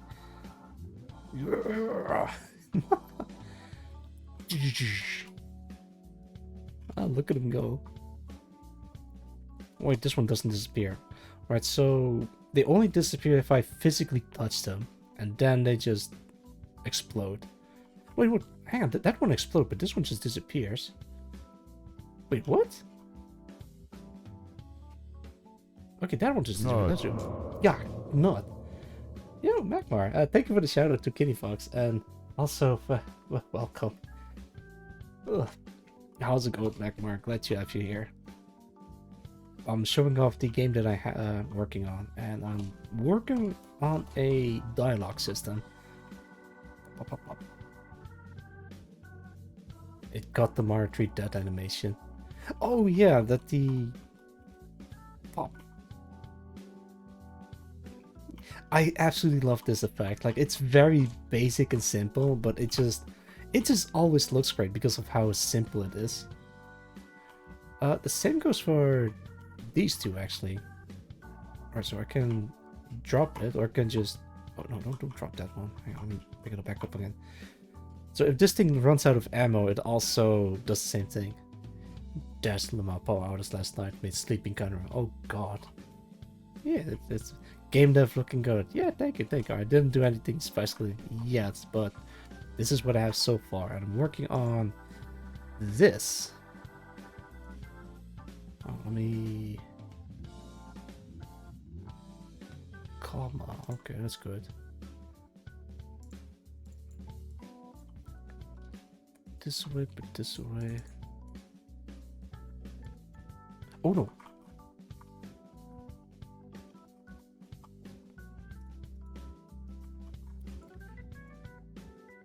Okay, I'm rather, you guys can't see it, but I'm editing some stuff for the game. This should be it. Alright. Report. Oh, it works. That is beautiful. It worked exactly as I wanted to. basic and simple. While speaking of something that'll take me 3 days to figure out, it took me more than 3 days to figure it out. let's be real. I'm not a programmer. I'm just someone that just tried to figure out how to make a mech game, and this is what I've got from months and months of hard work. And even then, I didn't even put that much time into it because of real life obligations, for example. See, where's those ones like? That is weird. How does that even? Oh wait, I think I know why. Because the cars are touching each other, or not? That is weird. Huh, weird. There's also a lot of concept art stuff. That is absolutely true. Hang on. Speaking of, let me let me boot up Photoshop so I can show you guys what I've been working on. Real life applications such as making money, not dying, eating and taking craps. Yes, absolutely. Alright, I open up Photoshop but it doesn't show Photoshop, so let me...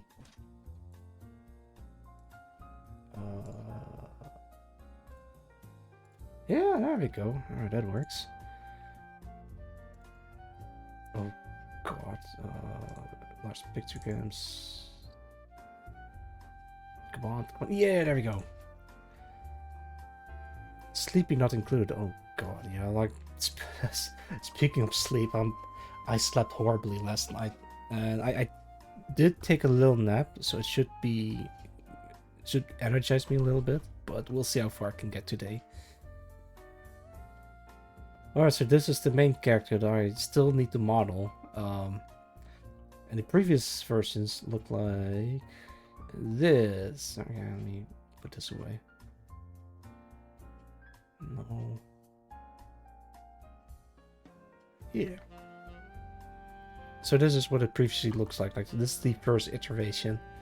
And then there is Mark II, which I'm not entirely happy about. So I did like another iteration and came up with this, which I'm still not happy about. So then I came up with this, and this is something that really speaks to me. Still proud of me for nagging you into adding some design details such as the solar thrusters. Yeah, I'm happy with how it turns out. It's a community effort. Yeah. There's one problem here. No backpack mounts. Oh, that is a good point. But the only backpack that you have is like this this thruster that you have that used to boost yourself forward. Okay, let me close this one down. It looks cool.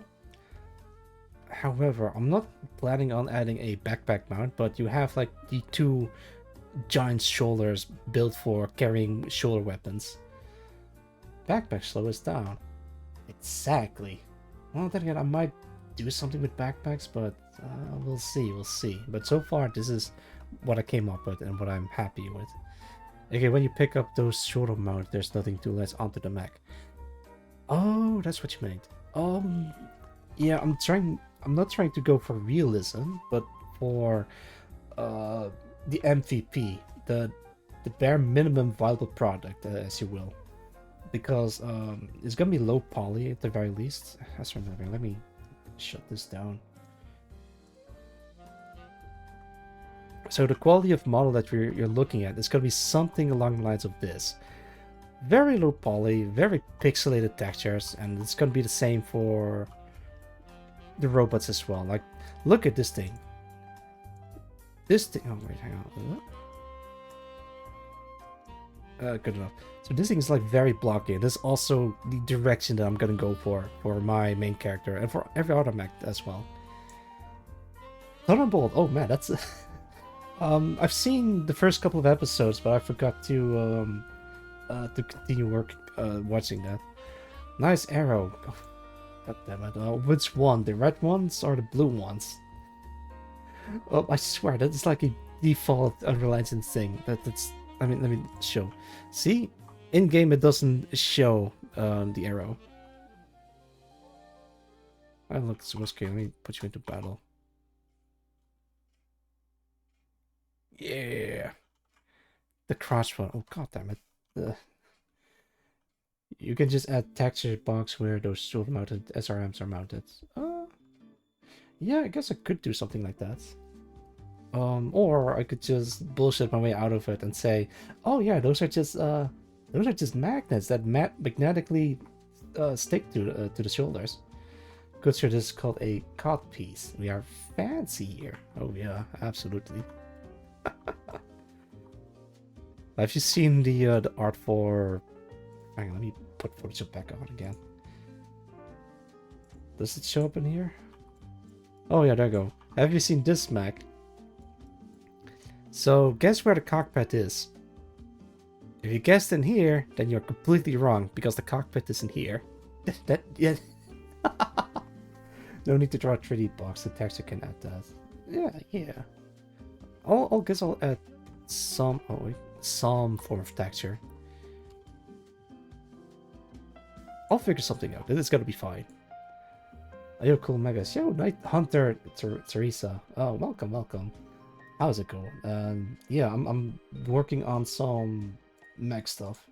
So this is gonna be. Okay, let me put this back on again.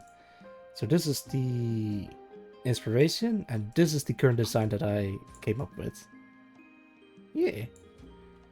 So it's gonna be like super futuristic. It's kind of like the idea behind this mech is this is a 1,000-year-old mech running on 10,000-year-old software to set the stage. So it's gonna be like looking slightly fancy, even though it's not like giving tactical advantages, if you get the reference. But it's gonna be a very weird world. And the game so far looks like this. Okay, let me put this back on again.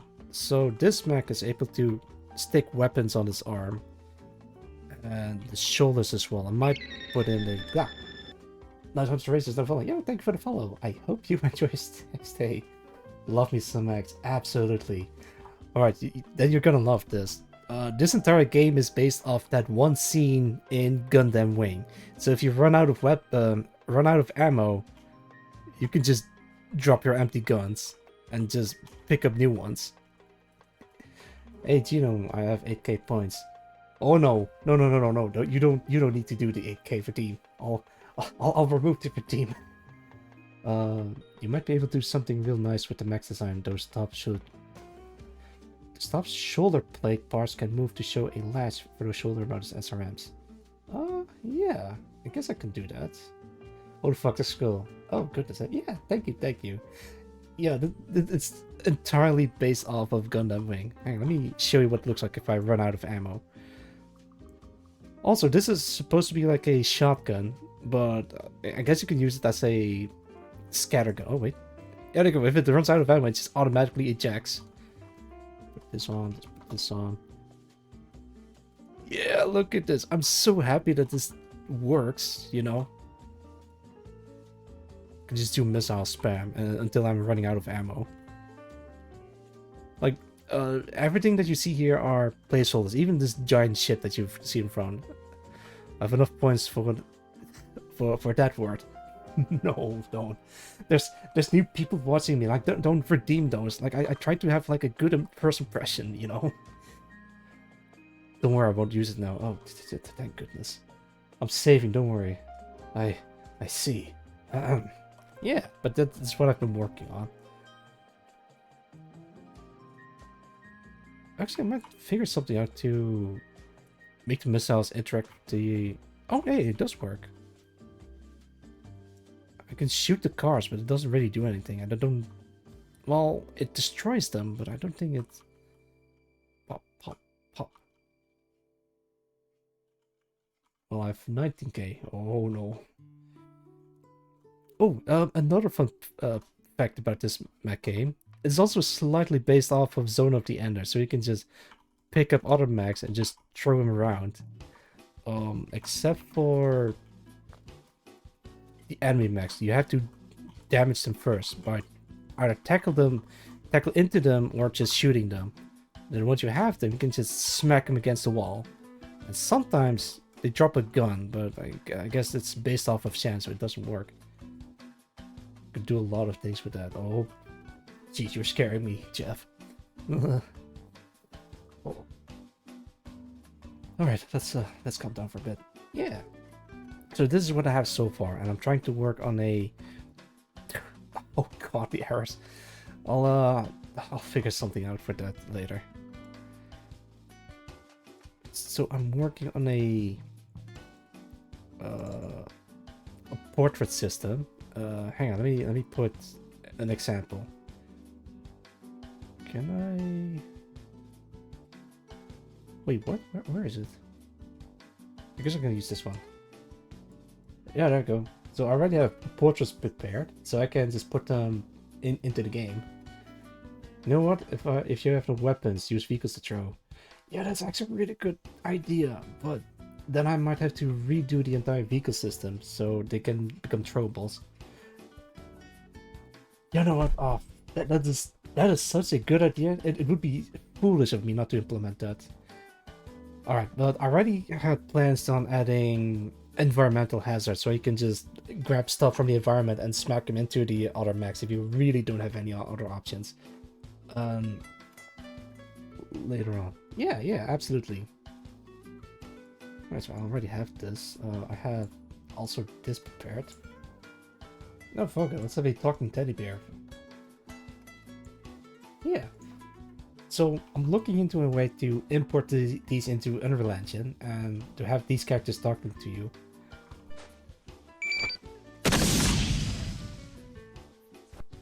Good art. No, yeah, thank you. Everything that you see on screen is made by me. Also, thank you for the flashback, no Sharko. Hang on, this is all. I might have twist back. Hang on. No, wait. Let me do something fancy. Yeah, this time I have a hat. No, please don't judge me. It's redeem. You know, like people redeem the flashback just to see the wolf disguise. Surprise? No, it's not. Alright, here's the thing. The furry allegations, you can never deny that you are a furry, because if you do, you automatically admit that you're a furry. If you admit you're a furry, there's no way to deny it. So there's no winning this argument. So I'm not gonna say anything. Sorry, the cover might need to suppress the werewolf. No, we can't. No. Oh, I survived. There he is right now. Let me heal up a little bit. Caution. Fair enough. Alright, so I got this working. I got this working, so that's a very good start to have. So there is the row name, the speaker, the text, and the character position. So that is a very nice base to have, so I can work from there. Let me remove this, because I'm also following along with the tutorial, and hopefully I can get something done by the end of this stream. Actually, I did get something done because I finally imported a CSV file. Alright, let's see. Part 2. And just to catch you up, in part 1, what we did was create a really basic small scene using an OpenOffice spreadsheet. Then we brought that into Unreal Engine 4 as a data table, and we created a struct that would recognize the rows and columns of that data table.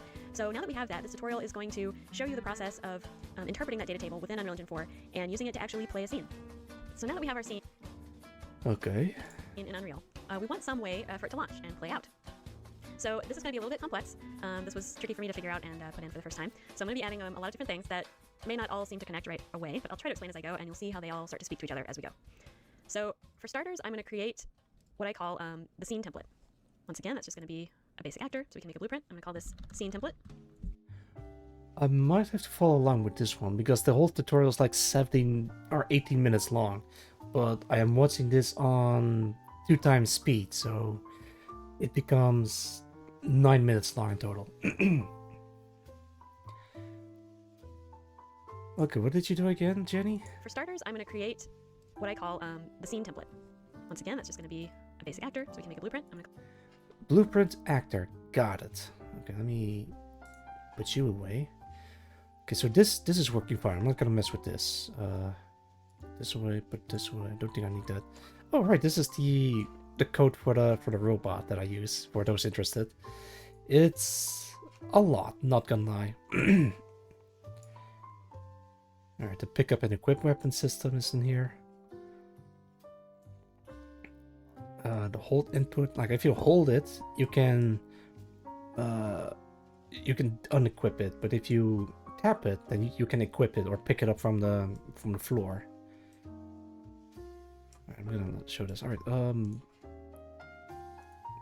still used to Unreal Engine 4 layout, but actually I don't even need to go in here. I just need to go to content browser. Blueprints. Oh, actually maybe just class and then actor and then what did you call it? Call this scene template. Scene template, sure. Scene template. There we go. Open that up. Go to our event graph here. So the scene template is essentially going to be the actor in the world that plays a scene. It's going to be our kind of master blueprint that figures out how to interpret these data tables over here and play them out in the game. So I'm going to give it a variable here. New variable. Array of rows. I'm mainly naming things just by habit here. Array of rows? What? Hang on, can you repeat that please, Jenny? That's a boolean. Okay. But so here's the scene template. It doesn't have anything in it, but I assume we're gonna be working in this scene. Array of... I forgot what it was. Of rows. Array of rows. Row, fight the power. Mainly naming things just by habit here. This is going to be an array that contains all the rows of the scene over here. So we're going to... I think we have to... Yeah. We want the variable type to be the VN scene struct. Yeah, I can do that. Put this away. Variable VN scene struct. There you go. And this should be a array of array, I think. And then we're going to click this icon over here to turn it into an array. Yeah, I called so it. basically this variable here is going to hold all of the data that we're bringing in from the data table. So now we've got our basic scene template blueprint here with a variable that's going to hold those. Next up, we want to create an actor that's going to launch the scene to begin with, because we need something that gets this to react and play the scene. So once again, new blueprint, just going to make a basic actor here, call it NPC, touch click actor. Okay, so this is very important. This basically shows a trigger for when the text box pops up. But I might have to change this, like depending on situation, or maybe a different way to call a text box. Alternatively, I might even use a different system for this, but we'll see how well that goes. Because I'm not making a visual novel, I'm making like a Mac game with visual novel elements, but oh, excuse me. Hang on, let me put on my thinking face. Alright, so let me think for a moment. Actually, no, wait, I got a better idea. I have Photoshop, right? Yeah, it's open. Let me write this stuff down. Alright, let's go back to... There we go. Alright, I have some stuff written down. Game modes, enemy patrol, and this is the main menu. Let's make a new one. Wait, what even is this? Squad system. Yeah, don't worry about that.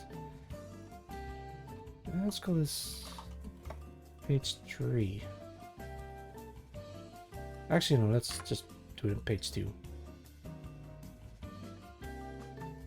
What even is this? I don't even know what it is. Alright, in any case.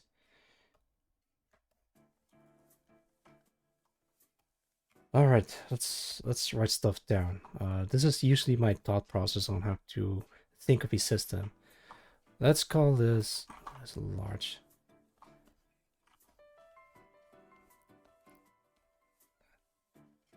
Look, oh my god, what happened to my handwriting? Okay, wait, let me zoom in.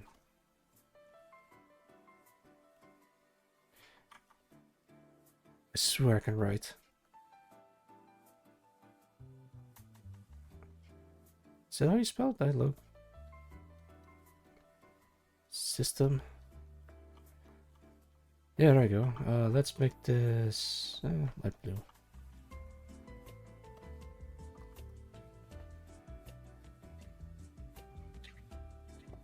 Let's make like a little box. Right, let's make a list of triggers. So it basically tells me when a dialog box should pop up. Maybe during events, like something happened in the level, or maybe maybe if you talk to NPCs. I guess those are the only two things that I really want to put in as events, but it could be. Oh, I got one.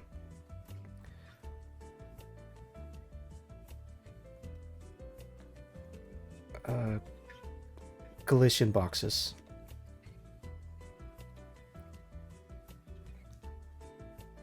Yeah, so this is also really important. So either talking to certain NPCs, or maybe I just scrap this whole idea together and just focus on this. So there's stuff happening in the game, like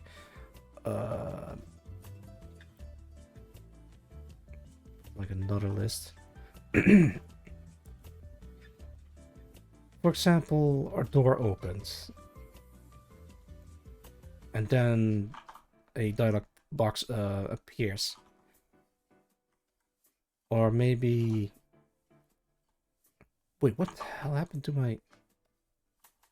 Oh, god damn it, hang on. There we go. Maybe someone died.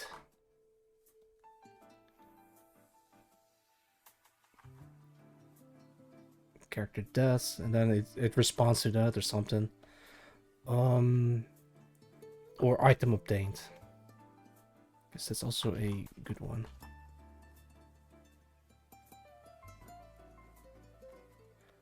I can't write. I don't know what it is. Maybe it's because I'm like so small.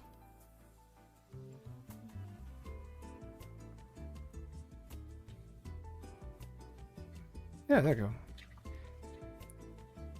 So stuff like this. And then there's collision boxes. But here's the thing. Should I...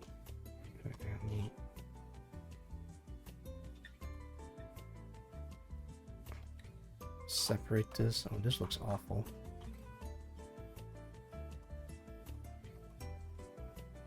I swear I can use Photoshop.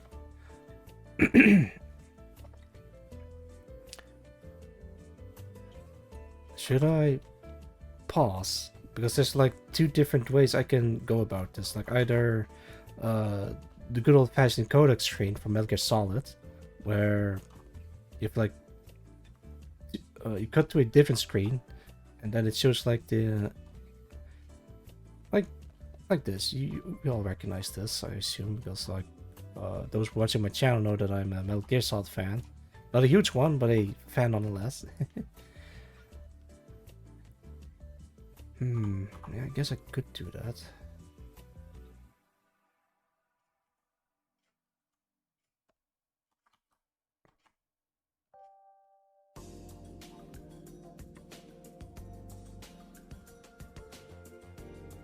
There you go. Or maybe it's going to be popping up in-game as well. Yeah. So then it's like you play the game and then suddenly two characters are talking and then there's like some text happening. But I'm thinking of having this be very small. Like another copy here. There we go. So we all remember Star Fox or Star Wing for the Super Nintendo, right? So I'm thinking of doing something like that, where... Here, hang on. copy this, delete this. Yeah, because Star Fox is like a dialogue box popping up with a character portrait on here and then some text.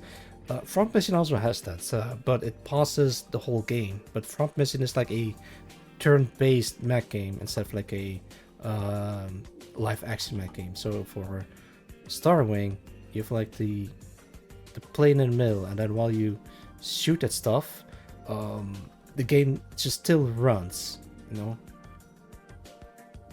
Actually, we should put on some Starwing music.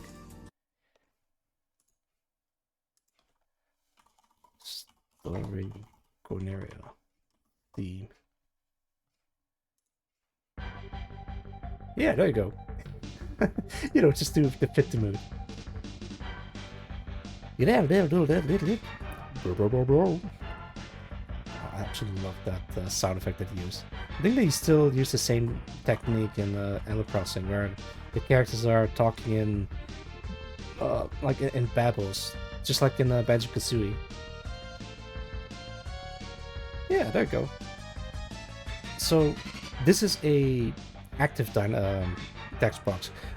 The thing that I noticed about the Star Fox, or Star Wing in this case, is you can just play normally, and the characters say something very short and to the point. In a different game, Cybernator, also for the Super Nintendo, you play a game for a little bit, and then the game pauses while the characters are talking, and I think in terms of gameplay, it's a bit intrusive and a bit annoying as well. So, gameplay-wise, I'm trying to keep momentum, as it were, because otherwise people want to play the game, but then they get stopped because the characters are talking, and that's, in a lot of cases, is very annoying, and I've seen it happen too many times, and I try to avoid going down that road if possible. This thing is a bit loud. Give me a sec.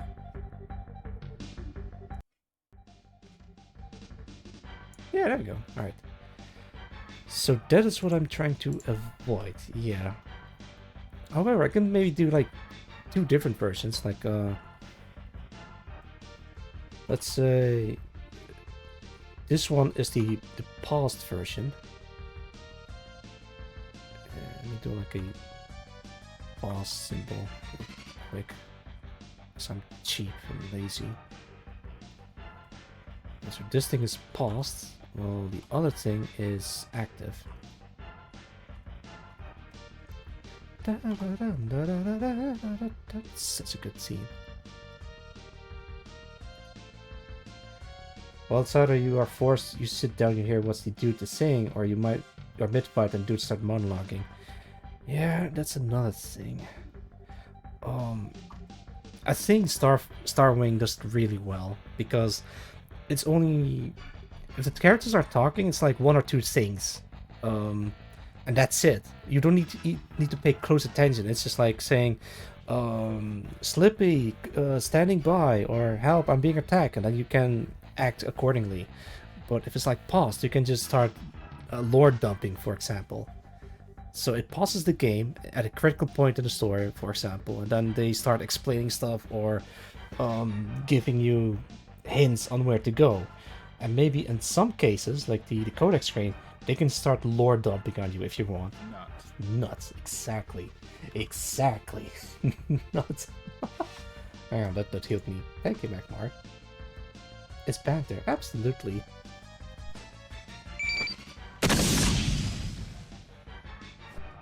Damn, you made me put on my SBR outfit. How could you? Thank you for the flashback, Magmar. I think this might work, but proper representation. Yeah. Let's see. But how do I switch between these two? Like, maybe even 3 of them. Like all 3 versions of the dialogue box. But then I'll come across a different problem. So you remember the character portraits? So now I have to make a half body model and a small portrait model, and that's gonna be an issue. Perfect example, Armored Core 6 Final Boss, who is absolutely geeking the fuck out and even telling his operator to fuck off if customer comes. That is amazing. Yeah, sure, I could do that. Inspirational moments. Yeah, I would love to capture moments like that.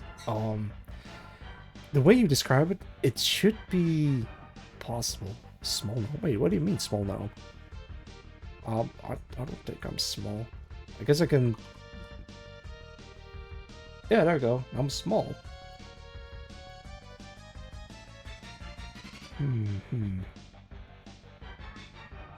Alright, let me think about this for a second.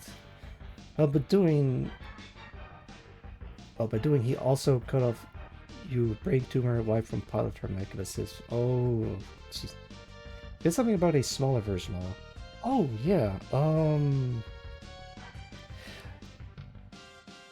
brain tumor wipe. Oh no. Alright, hang on. Alright, so the thing that you see before you is me. It's the half body model. Let's see. I also have a codec screen. Let me put that thing on again. Yeah, perfect. There we go. So let's say I have like two versions, and so do I either use the codec screen or just stick to the half body model? So it's gonna be a bit of an issue. All right, get out of here. Can I delete you? Okay, there we go. Yeah, much better. Take offense or laugh. I assume it makes sense in the story, so I'll take it. It would be more bring gasoline wife as he's literally fuel. What the hell is happening in Armored Core 6? Ugh. Alright, I think I got it. If I'm gonna make portraits, it's not gonna be like this, as cool as this might seem, but I'm probably gonna do something like just like this, just like this. Wait, what? Oh, there we go. I'll probably do something like this, like a mini version of the codec where the characters are talking to each other.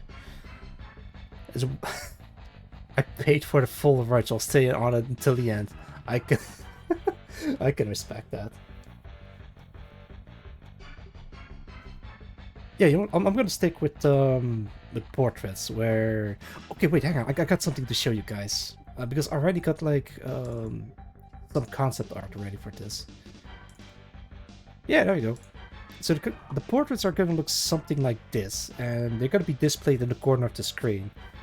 So, let's say these are your not co-pilots, but like your squad mates that can join you in missions, which is why I have this system set up. Well, wait, hang on, give me a sec. Oh god, it doesn't show. Okay, there we go, it shows. The squad system, or let's put this on there. File, save, hub world. There we go, now I have my squad ready, and they're gonna follow me around. Yeah, look at this, and they're gonna shoot at stuff, no matter where I go.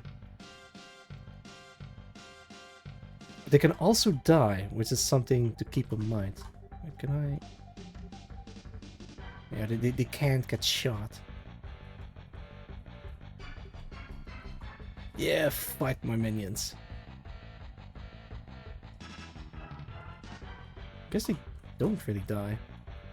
The Flying Dutch Woman. Yeah, I know. Don't worry, this is just a placeholder. Can I zoom in? I love the crusty textures. It can look really good if done properly.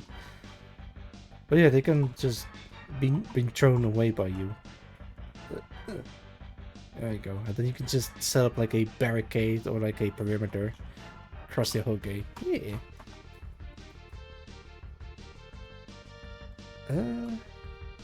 So yeah, those are your squad mates, and they can die. And if they do die, then go back in here. Then their screen cracks or breaks, or it says connection lost, something like that. No, don't, please don't. Goddamn. Good character design for. Oh, thank you. Yeah, I make them myself. JK. Oh, thank goodness. You better be just kidding. So yeah, they can die in battle. Like you see, like a,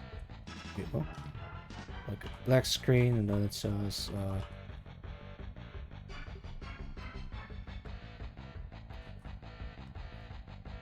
God, no, wait, that's not a C.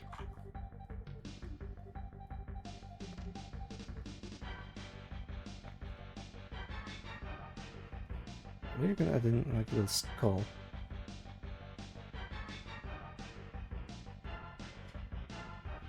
Breaking news, local Gene found dead and ditched. That's one prime no. Jeez. But yeah, that's the idea that I have. So I kind of want to keep the portrait in a cockpit style, so you can see the characters die. Like, oh no! Or then the screen is damaged or something.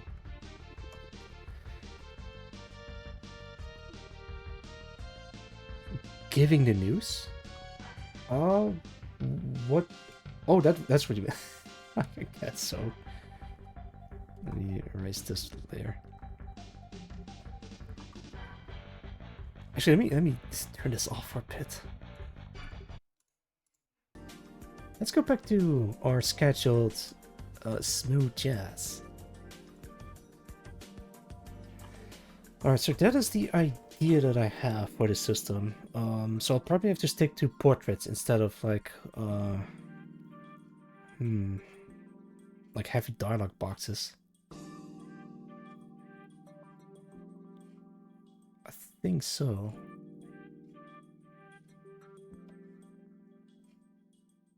Yeah, I think I'll do something like that. Like I could do half body models, but then it'll increase the workload.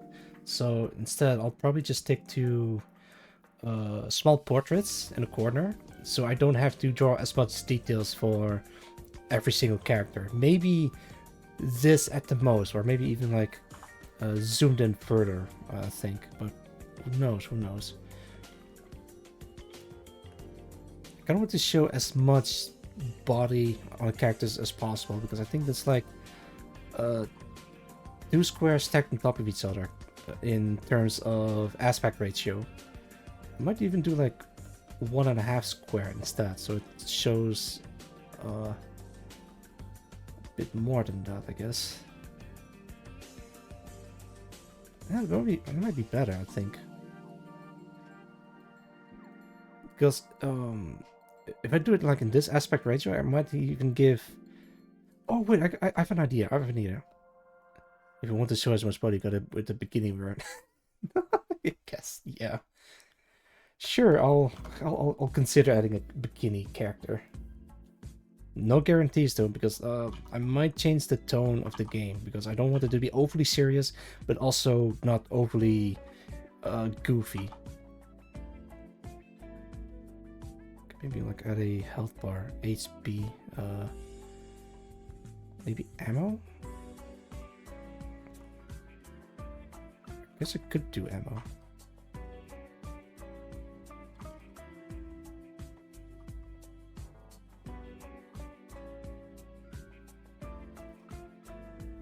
Yeah, that looks cool. So wait, let me do it like this.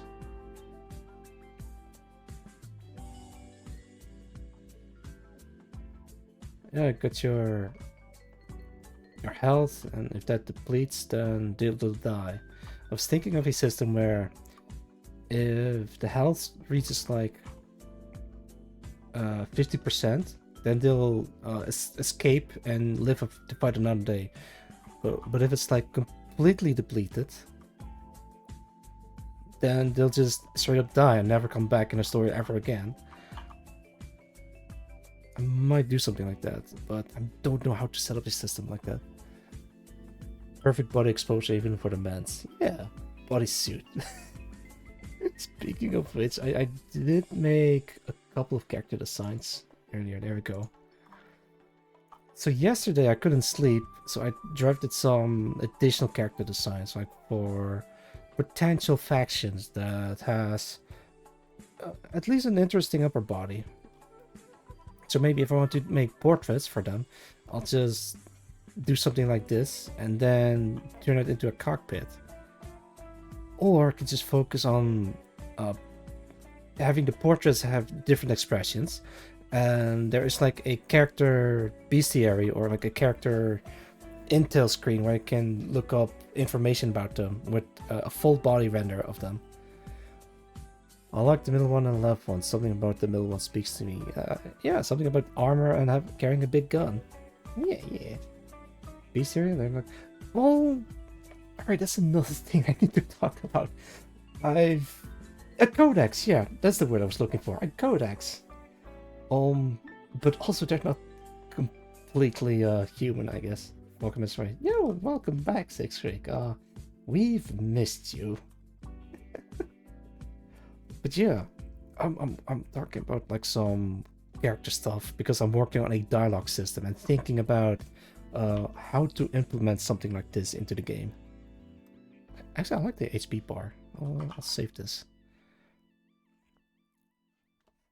Also, I called it I call this the matriarch faction because it's like the matriarchy because it mostly consists of women with like some men sprinkled in between inside the faction. But I'll shorten it to matriarch. But I'll change the name maybe, or maybe keep it. Who knows? Anything else? Yeah. Damn it! I want to use the 8K redeem. Oh, I see. I see why you're upset that you missed the raid. Matriarchy. We don't get enough of those, to be honest. Yeah. There is a character named the Patriarch in Killing Floor 2, and then in... No, wait, hang on. In Killing Floor 1 and 2, and then in Killing Floor 2, they added a character named the Matriarch, which is like the daughter of the Patriarch, I think? This is kind of weird to think about, but yeah. Sure, I am considering doing the Matriarchy as a faction, like not an enemy faction, but a neutral faction that can either fight with you or against you. Hierarchy works in simple ways. The hotter the lady, the more power she has over me. I think you're describing the UAF, which is somewhat similar, I think. I don't know, Magmar, what do you think? Is the UAF, the United Aurora Federation, be considered a matriarchy? Or is it just like they happen to have a lot of women in their ranks? Yes. Alright, there we go. No, it's not the UAF slander. I'm just... the queen is in power. I guess it would mean a monarchy in that case. Anyway, back to... oh goodness. Although they do unironically have more women than men. Oh, that is true. I'm going to yeah, cool guys, welcome. No, I'm not trying. I'm doing some game dev stuff. I'm just looking over like some system ideas for the game, and I already have this. Oh wait, hang on. This at the ready. Bless. Thank you. How's it going? Thank you for dropping by. I hope you're doing well. I'm kind of tired, but I'm doing well as I can be. It's only because Sai makes so many ladyboards with everyone assuming it's a mostly female faction. Fair enough. Drawing these nuts. No. I'm just... goodness. I'm just working on some stuff. I've only seen template, but I haven't really done anything with this. Nut. Yeah. Nut. I've been busy. Oh, I see. I hope you're... Actually, how do I say this? I wish you the best of luck with whatever you're busy with, and I can relate to that. I've also been busy. Gotta draw more too. Oh god, yeah, me too. Hang on, let me put this back on again. So I really tried making more faction stuff, or maybe even make some portraits. Anything else? Yeah, I've recently finished this. I'll just share more on Discord. Oh. God, well, you don't have to, but actually, maybe you could. Bring it, I'll be ready. Oh god, I'm bloody knackered. Alright, no, I can keep going. So I'm gonna put this away. Yeah, put this away. Does it show the tooltip? No, it doesn't. Okay, that's good. I'll strike when you least expect it, or you expect it the most. That is terrifying. Like, imagine telling someone you're gonna punch them, but you're not gonna tell when. So now I'm gonna flinch every time you showed up. Yeah. Yeah. Yeah. See? That's terrifying. No. Fucking... Alright, you got me. Thanks for the nut, Coast. That's nuts. Yeah. Also, I used to have a nut counter. I guess it makes 2 times, but I'm not gonna keep track of how many nuts it has to stream. Ghost nuts. Yeah, ghost nuts. Put this away, because I don't want to keep track of nuts. At least not today. Because today it's just game dev day.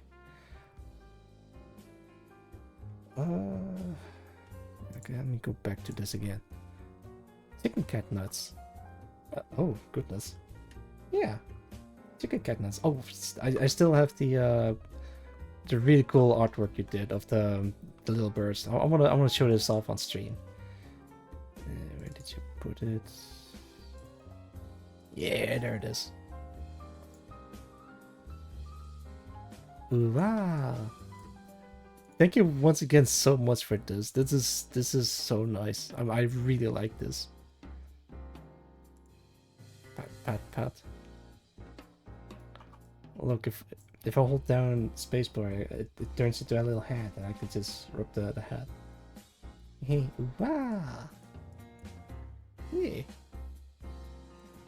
Let's put it this way. Actually, I might have to go to the bathroom real quick.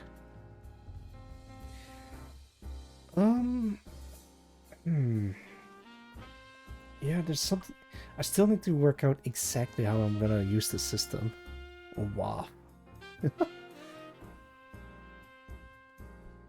So far I have... The only trick is just collision boxes, but maybe like some events happen. But I'm not sure how to... Wait, what is that... The other thing called?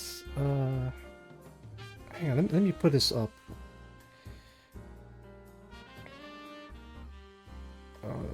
Make you flying... No.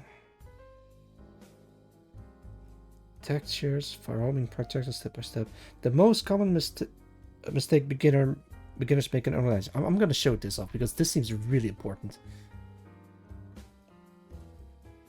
No. God. Whoa. Oh, that's loud. I leave for a minute. Now we're talking about bird nuts. Yeah. Peanuts for bird nuts. Let me at least show this thing. The most common mistake beginners make in 5. Okay, let's turn this off. Alright, so now imagine this problem. You have a widget that should update the number of enemies remaining as you kill them, and you have a door that should open when all enemies are dead. So all of these objects need to communicate together. The widget, the door, the level, even the enemy and the player. So what is the right way of implementing this? And how do you avoid the most common mistake? Yeah, so this is something that I found somewhere while browsing YouTube for tutorials. And honestly, I probably would make the same mistake. So I'm gonna rewatch this again. The answer is the observer pattern. There we go. Welcome everyone to this new series on software design patterns in Unreal Engine. Starting with, in my view, the most important one. If you don't know what a design pattern is, it's simply a template or a description of a solution for a very common software engineering problem. The problem here being, how do I get different objects in my game to communicate and share information with each other in a way that is scalable and easy to maintain? Let's take the example that I just showed you earlier. How do we update the widgets in our UI when an enemy dies? The most common mistake people make here is they say, well, in the depth function of my enemy, I'll just get a reference to my widgets and change the count. So this is a mistake because what you did now is called coupling the enemy and the widget. Coupling, also known yeah. as I'll design dependencies myself between into two separate black, but it's also too this is hard. bad because now there's logic related to the widget. Oh god, yeah, I can relate. I'm speedrunning this, yeah. But yeah, thank you for dropping by, Cool Ghost, and it's too damp and moist. Yeah, that's also one of the reasons why I couldn't sleep earlier, because it's like too hot. I do have an AC, but I don't want to leave it running while I'm asleep because then I'll get sick. that has happened before. Right, let's continue with subscribe to this. this event and react differently to it. So how does this work in Okay, let's observer pattern. I'm gonna write this down. Let me remove this and then start into. Is this the? That's it. Man, just trying to sleep and not being able to sleep because it's like too hot or moist or whatever is the worst. So I tried to even out the like if I don't want to get too cold, so I'll just go under the blankets. But then it gets too hot, so I'll go outside the blankets. But I try to have like a balance between like how many limbs are outside of the blanket, so I can at least cool myself down. I can't spell observer. How embarrassing.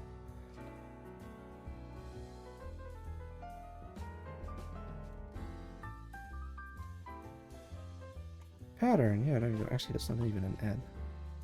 This is an ad.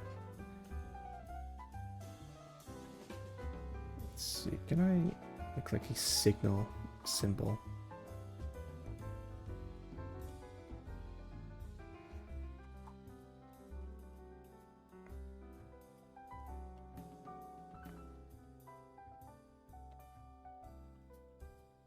Yeah, there you go. So I might have to change this a little bit. I'm being very finicky with this.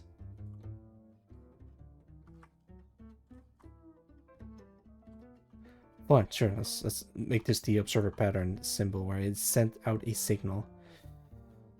I think observer pattern would be perfect for this kind of thing that I'm doing. Like, depending on what, let me go back a page. Go back to page 1. Right. So depending on what game modes you're playing, like for example, kill all enemies, then it switches to this observer pattern. And then it sends out a signal going back to back into the dialogue system, and then depending on what you want, it'll play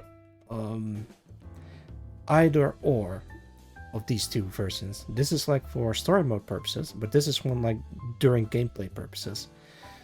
So one that pauses the game and one that pauses the game, one that just displays once or twice automatically, so you can read it once and then just forget about it. This is gonna be like a very complex system if I put it like this. Jeez. Okay, let me continue watching the observer pattern a little bit. this event and react differently to it. So how does this work in Unreal Engine? Well, in Blueprints, it's very simple. It's done through defining event dispatchers, and in C++, it's done through defining a delegate. Now, in this tutorial, I'm going to focus on the Blueprint implementation, but the idea itself is the same in C++, just the implementation is slightly different, and I will leave additional C++ resources in the description. So let's jump into our first practical problem. All right now, when I kill an enemy, the widget count doesn't update. So let's see what we can do. All right, I'm not going to watch the entirety of this, only the first part, the publisher, and then I'll see what I can do from Let's there. jump right into our enemy blueprint and see what we have. Well, right now I want the enemy to be a publisher, to broadcast the signal that, hey, I died, if anyone's interested, do something. So here in the death event, we just do some ragdoll and disable some collisions, and that's it. So what we're going to do is, on the left here, we're going to add an event dispatcher, and we're going to call it on death. Now, usually event dispatchers, you name them on something, because it's a trigger for something that happened. So now that we added an event dispatcher, this will be the published event, or the broadcasted signal. So at the very end of the death event here, I'm going to drag this event dispatcher and say call. Now, by doing so, I just published this event after the death functionality has finished. Now, you can also pass input to this if you want. In the details panel, when you click on the event dispatcher, you can add inputs to pass information to whoever's subscribing to this event. But in our use case, we don't need any inputs, so I'm going to leave it like that. And that's all our enemy has to do to become a publisher. All right, so now we need to... All right, then there's the publisher, subscriber, what else? Is it going to play the other one? actors or objects subscribing about this pattern. Perfect. Now, the most useful thing about this pattern is that you can have multiple actors or objects subscribing to the same event and doing different things. So right now, I want when all of the enemies are dead, this blue door. Okay, actually, let me play the summary for a bit, because I would love to watch the entirety of this, but for now I'm going to focus on the dialogue system. Great, now let's quickly recap what we've done. The observer pattern is useful when you want to communicate between objects in your game when an event occurs. It allows you to publish an event from one place and subscribe or listen to it in multiple different places and react differently. We did so by calling the event dispatcher when the enemy dies, thus publishing an event. Then we bind to this event in our widget to update the count of enemies in the UI. This is our first subscriber. And we also bind to this event in our level blueprint to check when all enemies have died to open the door. And this is our second subscriber. So what are the benefits of this approach? Well, now we have decoupled our enemy from our widget from our... Yeah, there we go. Also, welcome, Brainsep. I saw you coming in. How's it going? And no, it's not the donut system. It's the dialogue system. Let me. There you go. Dialogue. Okay, I'm not even sure if I spelled this correctly. But yeah, the idea is that I'm working on a system where characters are talking to each other like a, like a codec screen. But the thing is, I don't have a system set up. I do have the portraits that I can use for testing, but I'm not sure how to make something like that work. Yeah, that's essentially what I'm working on. Although donut systems does sound tasty. Oh no, that's something. I really need to save this. So I'm looking into a way to trigger a dialogue system. Like, when does a dialogue thing pop up? Like, so when are characters talking to one another?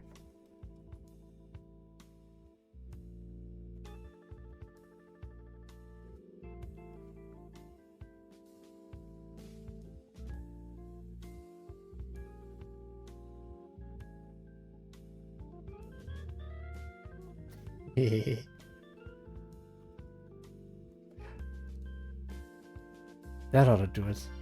Alright. Let's see what I can do with the other tutorial. I'm gonna put this away and put this back on screen. Actually, I might as well just go to the background real quick.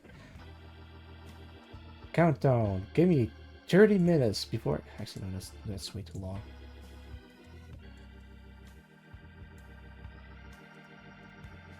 I tried to shrink down that. There you go. Can I have text, please?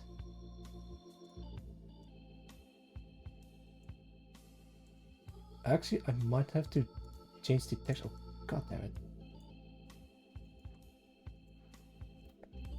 BRB bathroom break.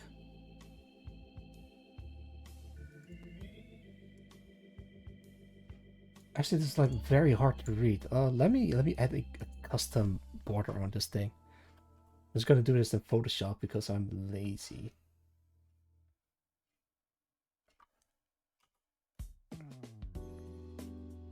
There you go.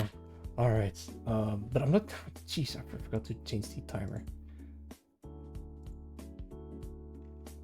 Give me like 5 minutes, and then I'll be back soon. All right. I gotta go to the bathroom. Be right back.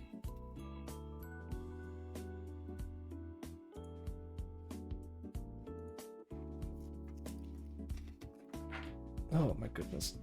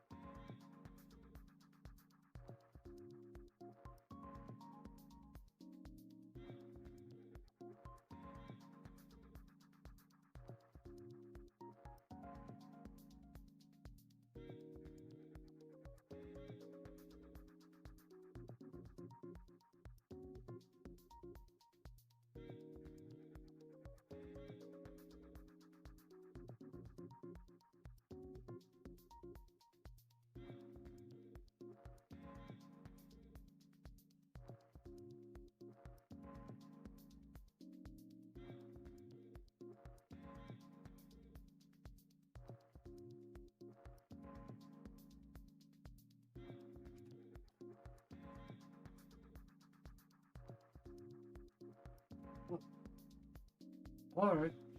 I'm back. Oh, geez, 27 seconds. Alright. Alright.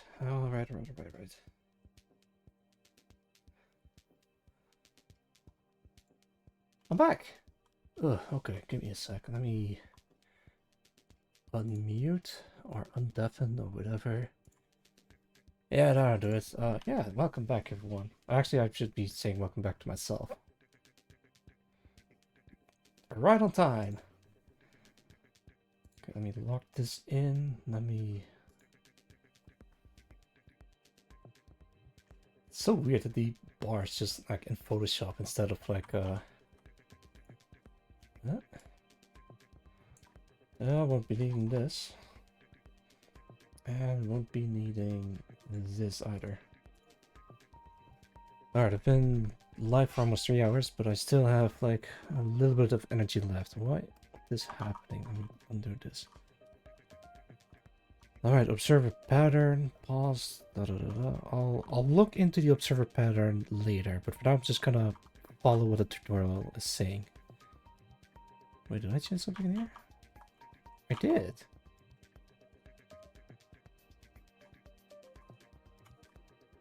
Okay, let me leave it at that. Guess I can keep the Photoshop file. Alright, let's go. Wait, why isn't it? Okay, there it is. Now we're talking. Touch click actor. Open that up. Just a basic blueprint here to begin with. But how you should think of this is whatever the player interacts with to launch a scene. So, like in our scenario here with the 2D side-scrolling environment, maybe we want this character to walk up to another character and press enter and launch a scene. So to do that, we're going to take our touch click actor here and we're going to turn it into an NPC character. And I just have some basic artwork here that I'm going to use, nothing fancy. It's a PNG I'm just going to drag in. And I'm really not organizing as I go. You definitely want to organize a bit more if you're actually creating a large-scale project that's going to get more complicated. But for the tutorial, I'm just kind of dropping things here in the main directory. So this is the PNG. I'm going to right-click, create sprite, and now we've got a sprite that can exist in the world. I'm going to drag this sprite into our blueprint. Oh, I didn't know you can gonna be huge. drag and drop the sprite We can into check the that by now thing. taking our Excuse me. save all here, taking the NPC touch click actor and dragging that in, and yes, it is huge. So let's go and make this a bit smaller. I'm gonna lock the scale ratio. And let's go for 0.3. Oh boy, how about 0.4?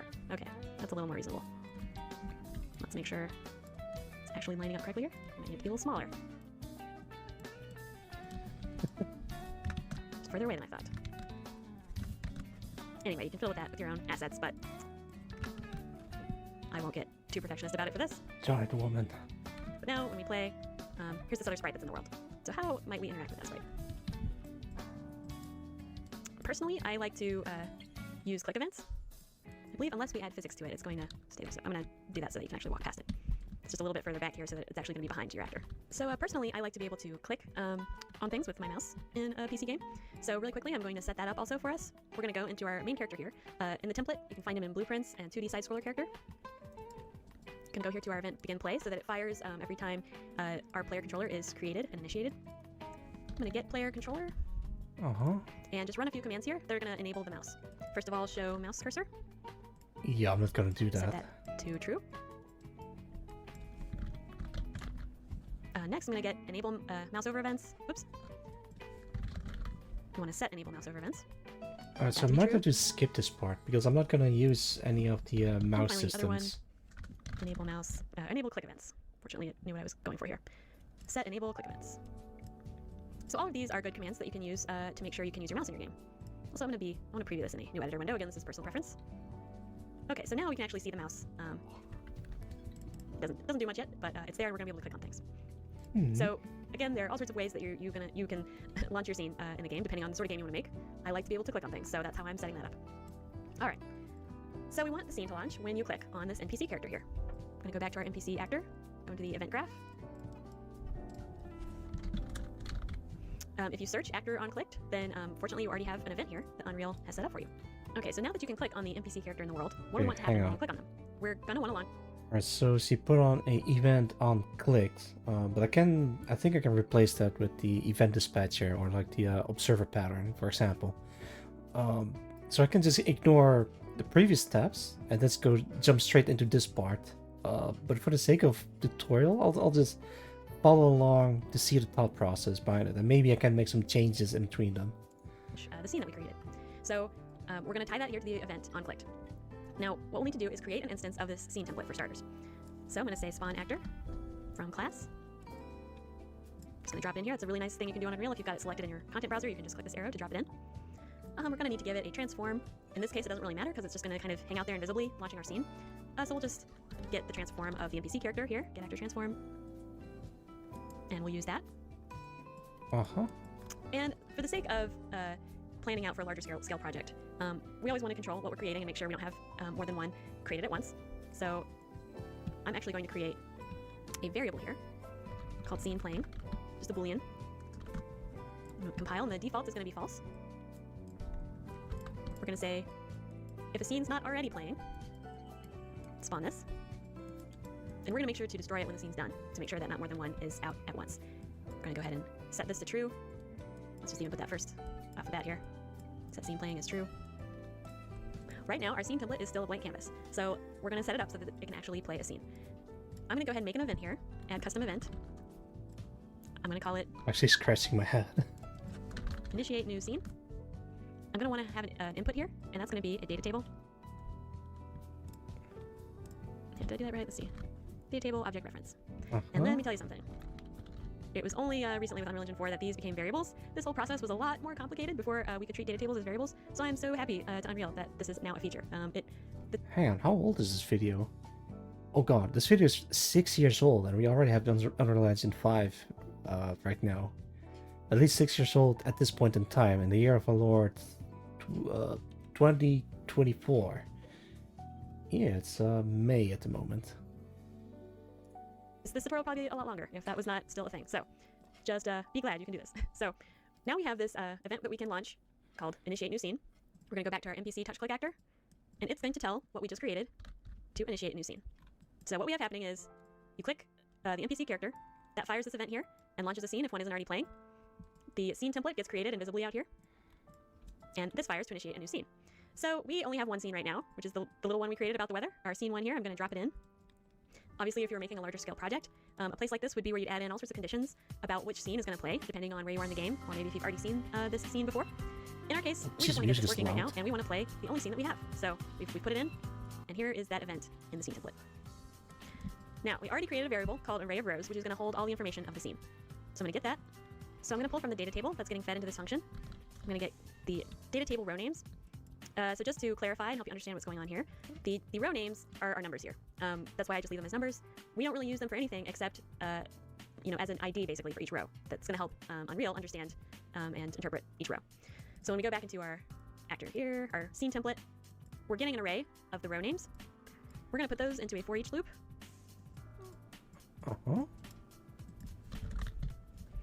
So for every row, we're going to pull that out. For each row name, we're going to pull that out and get all the data from it. The data table is going to be connected to this loop body, so for each element here. Geez, there's a lot that goes into this. So what we want to do with each of these rows, we want to give them to the scene template.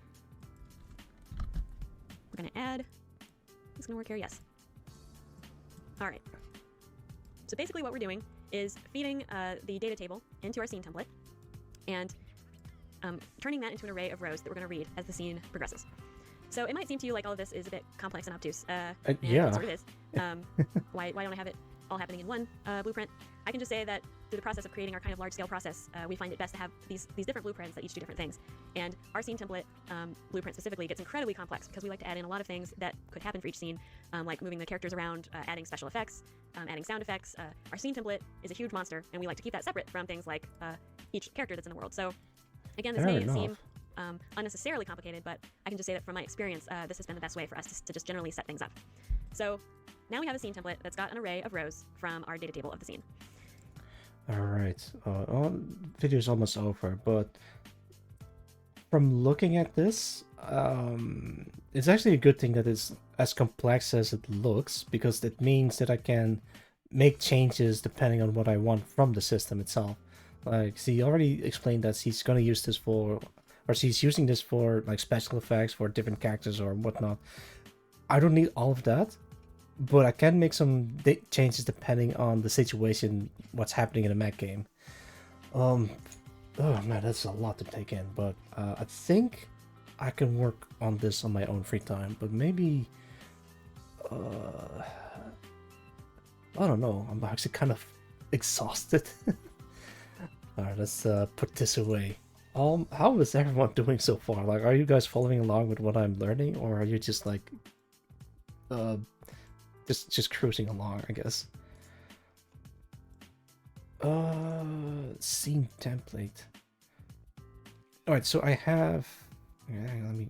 Content browser. Alright, so this is scene 1. So I can make like a bonus scene and then write the script for it. So I don't need to write the entirety of the game into one file. Listening and while doing some console... Oh, Brim, welcome, welcome. Wait, hang on, wait. Yeah, there we go. Doing some console fixing. I hope the console fixing goes well, Prim. But yeah, thank you for dropping by.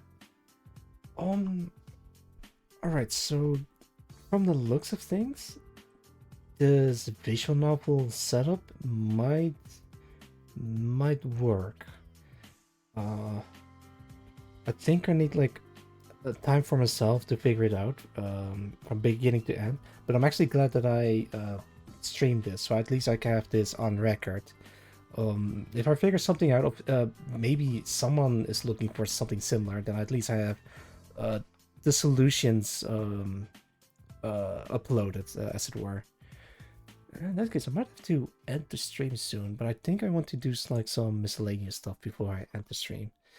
Yeah, let's recap. So I have a, or I basically did jack shit in the in a game itself, but I at least have like something set up so I can work on expanding the characters, making more scenes. This template, I don't know what I'm gonna use this for. I'll probably experiment with trigger collisions, or maybe what is it called? Observer patterns. Yeah, if, for example, if I use this as an open world, and I'll fly around, do my own thing, and then I notice, hey, there's some Metal Gear out there in the open. So as soon as I go near it, then maybe dispense trigger will set up and a text box will play. Or maybe if a elapsed amount of time passes, then a dialog box opened. Stuff like that. But I might need to do some experimenting, see what I can get it to work. And if the system is in place, but it's still janky, I might have to ask for help. I already have No Sugar helping me out immensely, because if No Sugar, if you're still in here, if you weren't here, I probably would have given this up and then start just doing basic modeling again. Maybe in the next game dev stream, might be tomorrow, I'll do some 3D modeling to wind down a bit. But for now, I think I'm happy with where I am at. God, speaking of, I need to fix this. Like, it works, but I think I can do this better. Or I might have to ask for help, but like, I have an AI following me around instead of just being tethered to me. Iron Shell trying to break me. Little do they know, they walk into my trap. Oh, sick! You have the Iron Shell mod. Alright, I guess that's about it from me today. How long is it? 3 hours and 5 minutes. Ah, perfect. I think this is a good point to stop. Otherwise, I'll have to spend like another hour trying to download the VOD. Alright, oh god, I still need to fix the... Ugh. Alright, so I need to fix the collision for the homing projectile. At least against the cars. I might have to fix the cars so they explode on contact of bullets or whatever. Dialogue system is sort of in place. Kinda. The basis is there, so I can like experiment with a little bit. I'll see if I can make some more environment assets. Like I'm thinking of adding small houses or store, or maybe making the environment look like this. Wait, where is it? Where is it? Like this. Oh god, that is huge. Coffee mommy. Oh yeah, I forgot. Ours sounds like coffee mommy. Jeez, alright. So here it is. Here's my concept art for the game, and it should look like this, but I'm not sure I'm gonna achieve this level of detail. I'll probably have to make it very simple or viable for one person to make all of this. As a matter of fact, there is a way to make tiling textures in Unreal Engine, so I might have to look into that as well. So the idea is that you... Can I play something? Basic shapes. Sure, edit plane. So one of the textures that you can use in here, I'm not sure if I have this installed. Military weapon pack, level prototyping, this thing I think.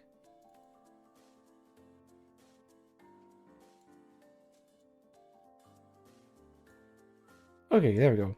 So this cube has like repeating texture, so no matter how much I stretch and shrink, it'll always the texture will always be the same. So I'm thinking of making a custom version of this where no matter how much you scale an object, the texture will always be like unskewed or untransformed. I think I can do that with rice cake. Yo, yeah. Good morning. Good morning. You won't believe this, but I was about to wrap up the stream. But how's it going? Oh, okay. I'm doing pretty all right. I woke up pretty early, and I'm actually going to stream in a couple of hours. So you should keep streaming for a couple of hours so that you can raid me. No, I'm up to deliver it to someone else, I think.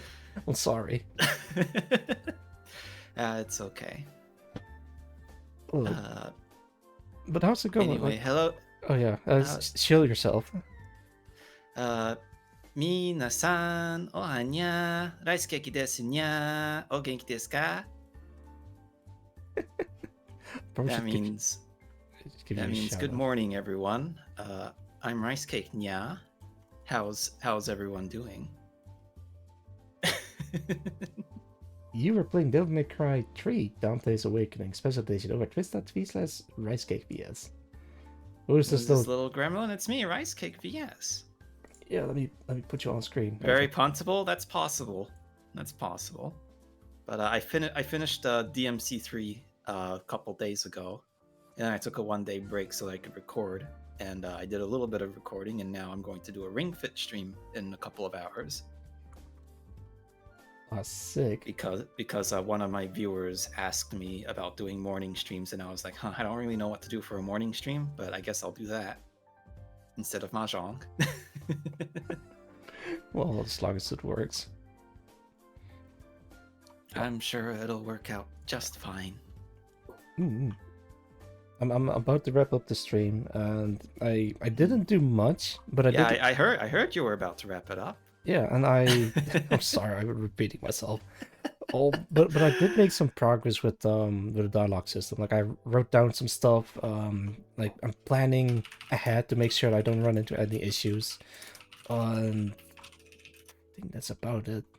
It took me 3 hours, but I think I managed to figure it out. I have a basis, so I can just work it on in my own free time. Cute cat moss pet. Well, you can follow me, and I have a pet redeem. So go check out Rice Cake over twitch.tv/Rice Cake VS. Actually, let me give you a... You're a cute cat too right now. I just realized. Yeah, I thought I was like trying to fit the nut. Oh, God damn it. Trying to fit the nut and what? No. Fits a theme, you know? Cat boys should work together. Okay. Cat boys together strong. Strong nya? Say nya. No. Okay, fine. Yeah. Auxilia Jinyo. Alright, that's enough. No more cat. Alright. I'm gonna hang up on Discord. But thank you for dropping by nonetheless. And I'm sorry that I'm just about to wrap it up. Alright, it's no problem.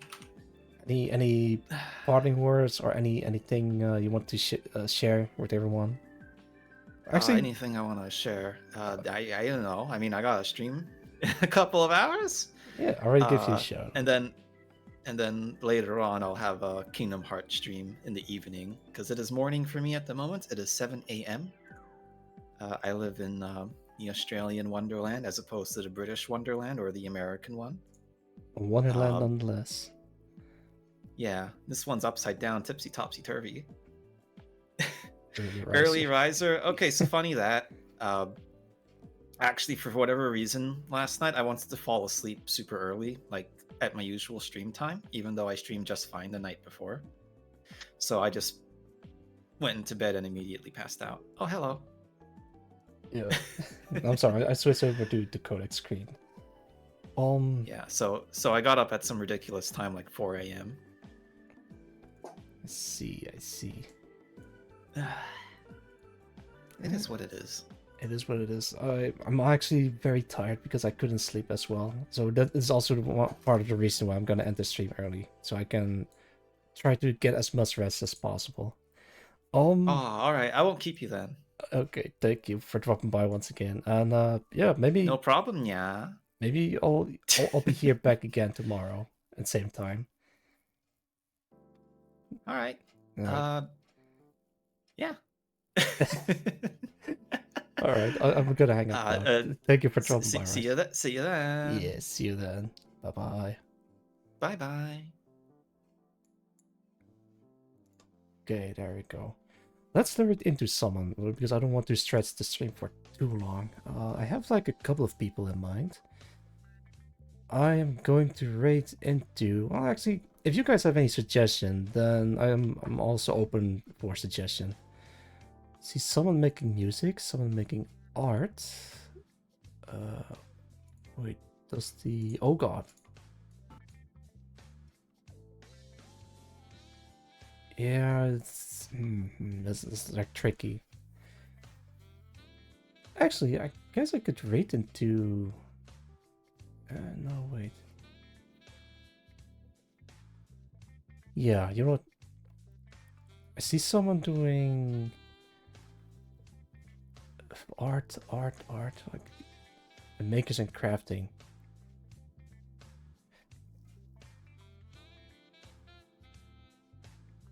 Okay, I see someone doing art.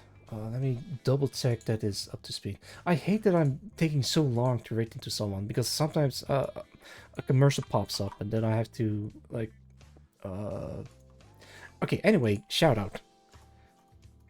I'm going to rate into Straight VT. They're playing art over twitch.tv/Zwedere_VT. Alright, I don't have any particular rate message in. Actually, let me start the rate because otherwise it's gonna take too long. Someone else I can... Nah. Start rate. Perfect. Alright. Usual aux rate is the message, the go-to message. But you can also just go aux rate with an emote of choice. There we go. That ought to do it. Alright. Without any further ado, thank you guys for dropping by, and until next time, bye-bye.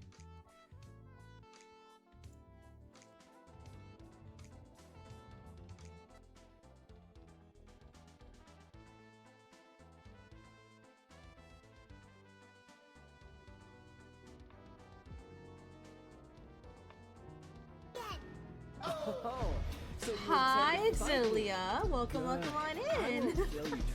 Welcome on in, Raiders. My name is Pedro. I'm a kitty cat goddess and variety streamer. Today we are doing some artwork. I don't typically do artwork, but we are doing some subathon goals here. So how you doing today? How was stream? What were you up to? Let's see. I gotta do a shouty out here. What were you doing? Oh, also, if you need to get yourself anything to eat, drink, or get some rest, make sure you do your after stream care. Please feel free to do so.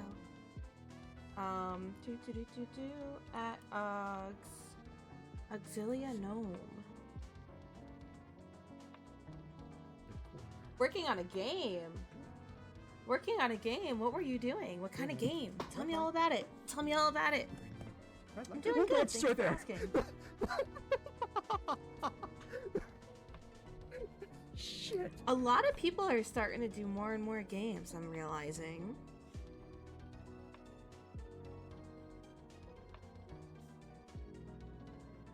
I'm going to actually flip this the other way.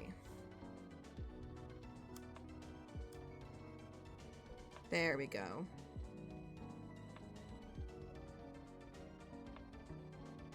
It's a mech game where you can pick up enemies and weapons. Ooh. Tell me more, tell me more. I'm always interested in these things. That's awesome. So much goes into that. Good luck. Let us know what it's called and like, you know, I want to check it out. I want to check it out one of these days. We'll have to go check it out in your stream. You know what? That's what we'll have to do. We'll have to go check it out in your stream.